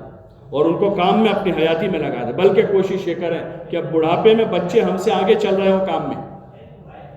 بڑھاپے میں اب بوڑھے ہو گئے ہیں، کمزور ہوئے ہیں، تو بچے ہم سے 2 قدم آگے چاہیے نہ ہو کہ ہم تقاضوں پر پھرتے رہیں اور بچے وہیں گھر پر رہیں، بلکہ کوشش یہ کریں کہ اب چونکہ ان کی قوا مضبوط ہے اور عامتاً عمر اب ان کی زیادہ بچی ہیں، ان کو زیادہ موقع ملے گا، زیادہ کام کریں، ان کو آگے بڑھ بیٹا اب تم ترتیب بناؤ، میں تمہارا کام سنبھالوں گا اور مقامی کام بھی کروں گا۔ ہم چھٹی نہیں لیں گے بلکہ ان کو آگے بڑھاتے ہوئے کام پیچھے سنبھالیں گے، ایسی تدبیریں کریں گے۔ نوکر رکھنے کی ضرورت پڑی نوکر رکھ لیں گے، پارٹنر بنانے کی ضرورت پڑی کاروبار میں پارٹنر بنا دیں گے کسی کو، لیکن کام کے لیے جو ہے ہم یہ تدبیر کریں کہ ہماری موجودگی میں ہماری اولادیں کام پر آگے بڑھیں، وہ قربانی پر آگے بڑھیں، ان کے سہ روزے پابندی سے لگیں، وہ گشتوں میں جڑے، دوسرے گشتوں میں جاوے، اور وہ اپنی مستورات کے ساتھ وقت لگا دے۔ ابھی جوان ہے، ابھی شادی ہوئی، اس کے قریب زمانے میں ہوئی ہے، اس کی بیوی کے ساتھ وقت لگانا شروع کرے تاکہ ہمارے گھر میں آنے والی بہو گھر کے ماحول سے سیٹ ہو جائے، اور ایسا کہیں نہ ہو کہ بعض مرتبہ ایک آنے والی بہو پورے گھر کی بے دینی پر بلڈوزر چلا دیتی کہ وہ سارے خواہشات کے طریقے لے کر آتی ہے اور یہاں کی سیدھی سادہ زندگی کو وہ بالکل ختم کر کے چھوڑ دیتی، ایسا نہ ہو، اس لیے اس کو یہاں آ کر اپنے ماحول میں میچ کرنے کی محبت سے نرمی سے کوشش کرے، اور اس کا راستہ یہ دعوت کے اعمال سے زیادہ حکمت بھرا طریقہ نہیں ہے، بہت حکمت بھرا طریقہ ہے کہ گھر کی تعلیم کے ساتھ ان کا کچھ خروج کروایا، دھیرے دھیرے ان کا ذہن اچھا بن جائے گا، پھر وہ گھر کے ماحول میں سادگی کے ساتھ اعمال کی پابندی کے ساتھ وہ گزارے گی، یہ بہو ہمارے دین میں مددگار بن جائے گی، محلے کی تعلیم میں مددگار بن جائے گی۔ تو اس لیے جو ہمارے ساتھی دنیا سے چلے گئے اور ان کی اولادیں، ان کے پوتے نواسے ہیں، ان کے ساتھ تعلق بنائے، ان کو قریب کرے، ان کو ان کے باپ دادا کی قربانیاں یاد دلاوے، اور اپنی اولادوں کے بارے میں ہم فکر مند رہیں کہ بھئی ہمارے بچے جو ہیں ہماری موجودگی میں ہی اور محبت کے ساتھ کام میں لگا، سختی کے ساتھ نہیں، یہ طریقہ کارگر نہیں ہے۔ جنہوں نے یہ طریقہ اختیار کیا سختی والا، جب تک بچے چھوٹے تھے ان کا بس نہیں چلا، باپ کے سامنے وقت لگا دیا انہوں نے، لیکن جب وہ ان کے قدرت ہوئی تو پھر وہ بے قابو ہو گئے اور زیادہ وہ مضر ہو گیا ان کے لیے۔ محبت کے ساتھ ان کو دھیرے آہستہ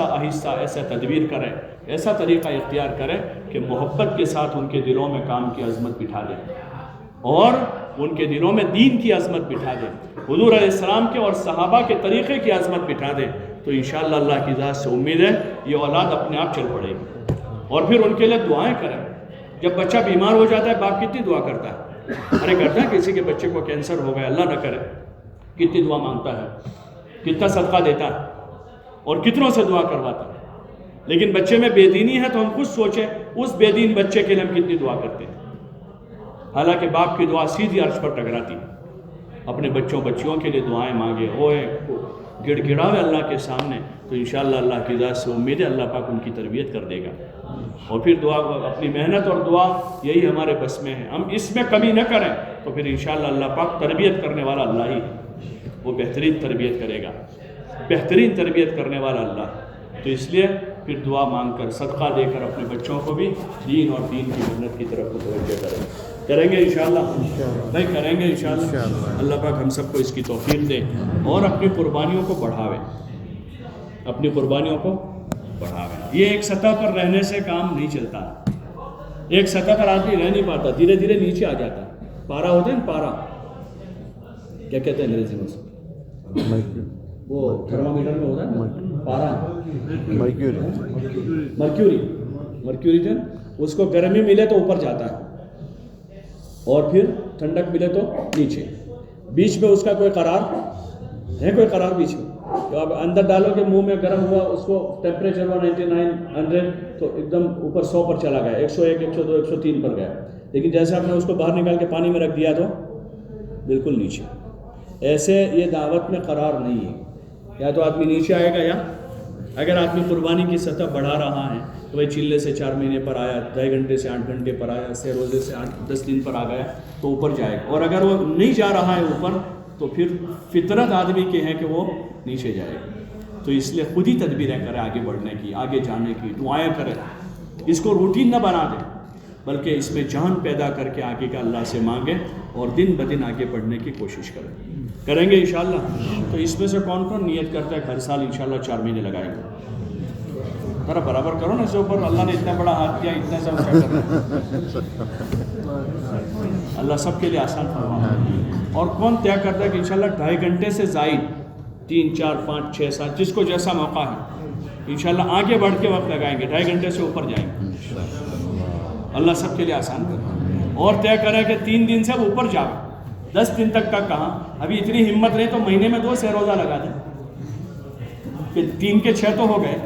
کہ بھائی 1 لگا رہے تھے 6 روزہ، اب 15 دن میں 3 دن کر دیے، ہر 15 دن میں 1 مرتبہ جماعت بنا کر 15 دن کے بعد دوبارہ جماعت بنائیے،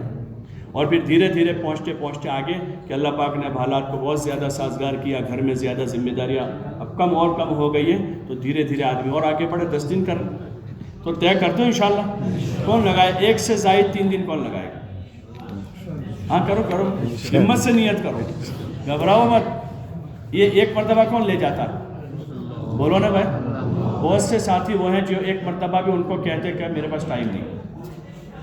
وقت نہیں ہے، ایسا ہی کہتے رہتے ہو، نہیں جا پاتے، 1 مرتبہ نہیں جا پاتے، تو وہ نہیں جا پا رہے ہیں، اور آپ انہی جیسا کام کر رہے ہیں، آپ 1 مرتبہ لگا رہے ہیں، آپ کو کون لگوا رہا ہے؟ بولو نا بھائی، اللہ لگوا رہا ہے۔ تو جو اللہ 1 مرتبہ لگوا رہا ہے وہی اللہ دوبارہ لگوائے گا، لیکن آپ کی قربانی جیسے بڑھے گی انشاءاللہ تو دھیرے دھیرے آپ کا بھی معیار دینی اعتبار سے اونچا جائے گا اور کام بھی اوپر جائے گا، اور دنیا بھر کے تقاضے یہاں سے پورے ہوں گے۔ تو طے کر دو انشاءاللہ لگائیں گے، اور دونوں گشت پابندی سے کریں گے، کرو گے انشاءاللہ، بیرونی گشت اور اندرونی گشت، اور مسجد کے مشورہ، ان امور پر جو تفصیل سے رات کو مذاکرہ ہوا، اس کی ترتیب اور طریقہ کار پر ہوا تھا، تو ان چیزوں کو قابو میں لانے کی کوشش کریں، ان چیزوں کو اپنے قابو میں نہ کریں، ہم اس کے تابع ہو جائیں۔ جب ہم کام کے تابع ہو جائیں گے تو کام بہت ایزی ہے۔ آپ گاڑی میں بیٹھ گئے، گاڑی چلتی رہے گی، ارے چلتی رہے گی نہیں چلتی رہے گی، اور آپ گاڑی کو کھینچنے کی کوشش کریں تو ارے بولے نا، آگے آ کر آپ رسی باندھ کر آپ گاڑی کو کھینچیں، یہ آسان زیادہ ہے کہ آپ گاڑی میں بیٹھ جاؤ، وہ آسان ہے؟ ارے بولو نا بھائی،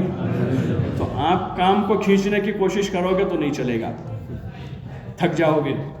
لیکن آپ کام کے دائرے میں آ گئے اور کام کے تابع ہو گئے تو آپ اتنی اسپیڈ سے چلو گے جتنی اسپیڈ سے وہ گاڑی چلتی ہے، اور آگے بڑھ جائیں گے انشاءاللہ۔ تو طے کریں انشاءاللہ کام کو تابع نہیں کریں گے، ہم کام کے تابع ہو جائیں گے، چاہے شروع میں تھوڑا مجاہدہ ہوگا لیکن انشاءاللہ تیزی کے ساتھ ترقی ہوگی،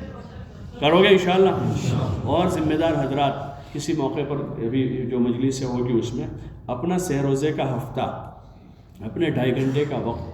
اور اپنا سالانہ خروج کا مہینہ جو ہے اس کی تعیین کریں، اور آپ حضرات جانے کے بعد پھر اپنی مسجد اور اپنے حلقوں میں جتنے آپ کے اور وقت لگے ہوئے چلے 4 مہینے والے ساتھی ہیں ان سب کا طے کرواؤ کہ بھائی آپ کا سالانہ خروج کس مہینے میں ہے، اور آپ کا سہ روزے کا ہفتہ کون سا ہے، اور آپ کا 2.5 گھنٹے کا وقت کون سا ہے، وہ طے کروا کے اپنے اس مجمع کو ایک ساتھ لے کر اٹھو گے انشاءاللہ، تو پھر ایک دم آپ دیکھو گے کہ آپ کا پورے کام کی اور آپ کے پورے ماحول کی ایک حالت کیفیت بدلی ہوئی ہوگی۔ تو انشاءاللہ اس کو اپنے کسی اجتماع کی مجالس کے موقع پر جب کوئی مجلس طے کریں گے تو اس میں اس کو دیکھ لیں گے کہ اس کو کیسی ترتیب قائم کرنی ہے، تاکہ آنے والا جو پورا مجمع ہے وہ اپنی یہ ترتیب اور اپنا یہ نظام طے کر کے جائے۔ لیکن اس میں آپ کو کوشش یہ کرنی پڑے گی کہ آپ کے ساتھ اپنے اس پورے مجمع کو، مسجد، ہر مسجد کا ساتھی اپنی مسجد کے ساتھیوں کو اپنے ساتھ لے کر بیٹھ کر پورے آنے والے مجمع کا یہ نظام طے کر کے یہاں سے جائیں گے، اور پھر اللہ سے مانگیں گے انشاءاللہ، تو ہماری یہ محنت، یہ مذاکرے جو ہے انشاءاللہ مفید ہو کر ہمارے حق میں اور امت کے حق میں خیر کا ذریعہ بن جائے، کریں گے انشاءاللہ۔ اللہ پاک ہم سب کو عمل کی توفیق عطا فرمائے۔ سبحان اللہ۔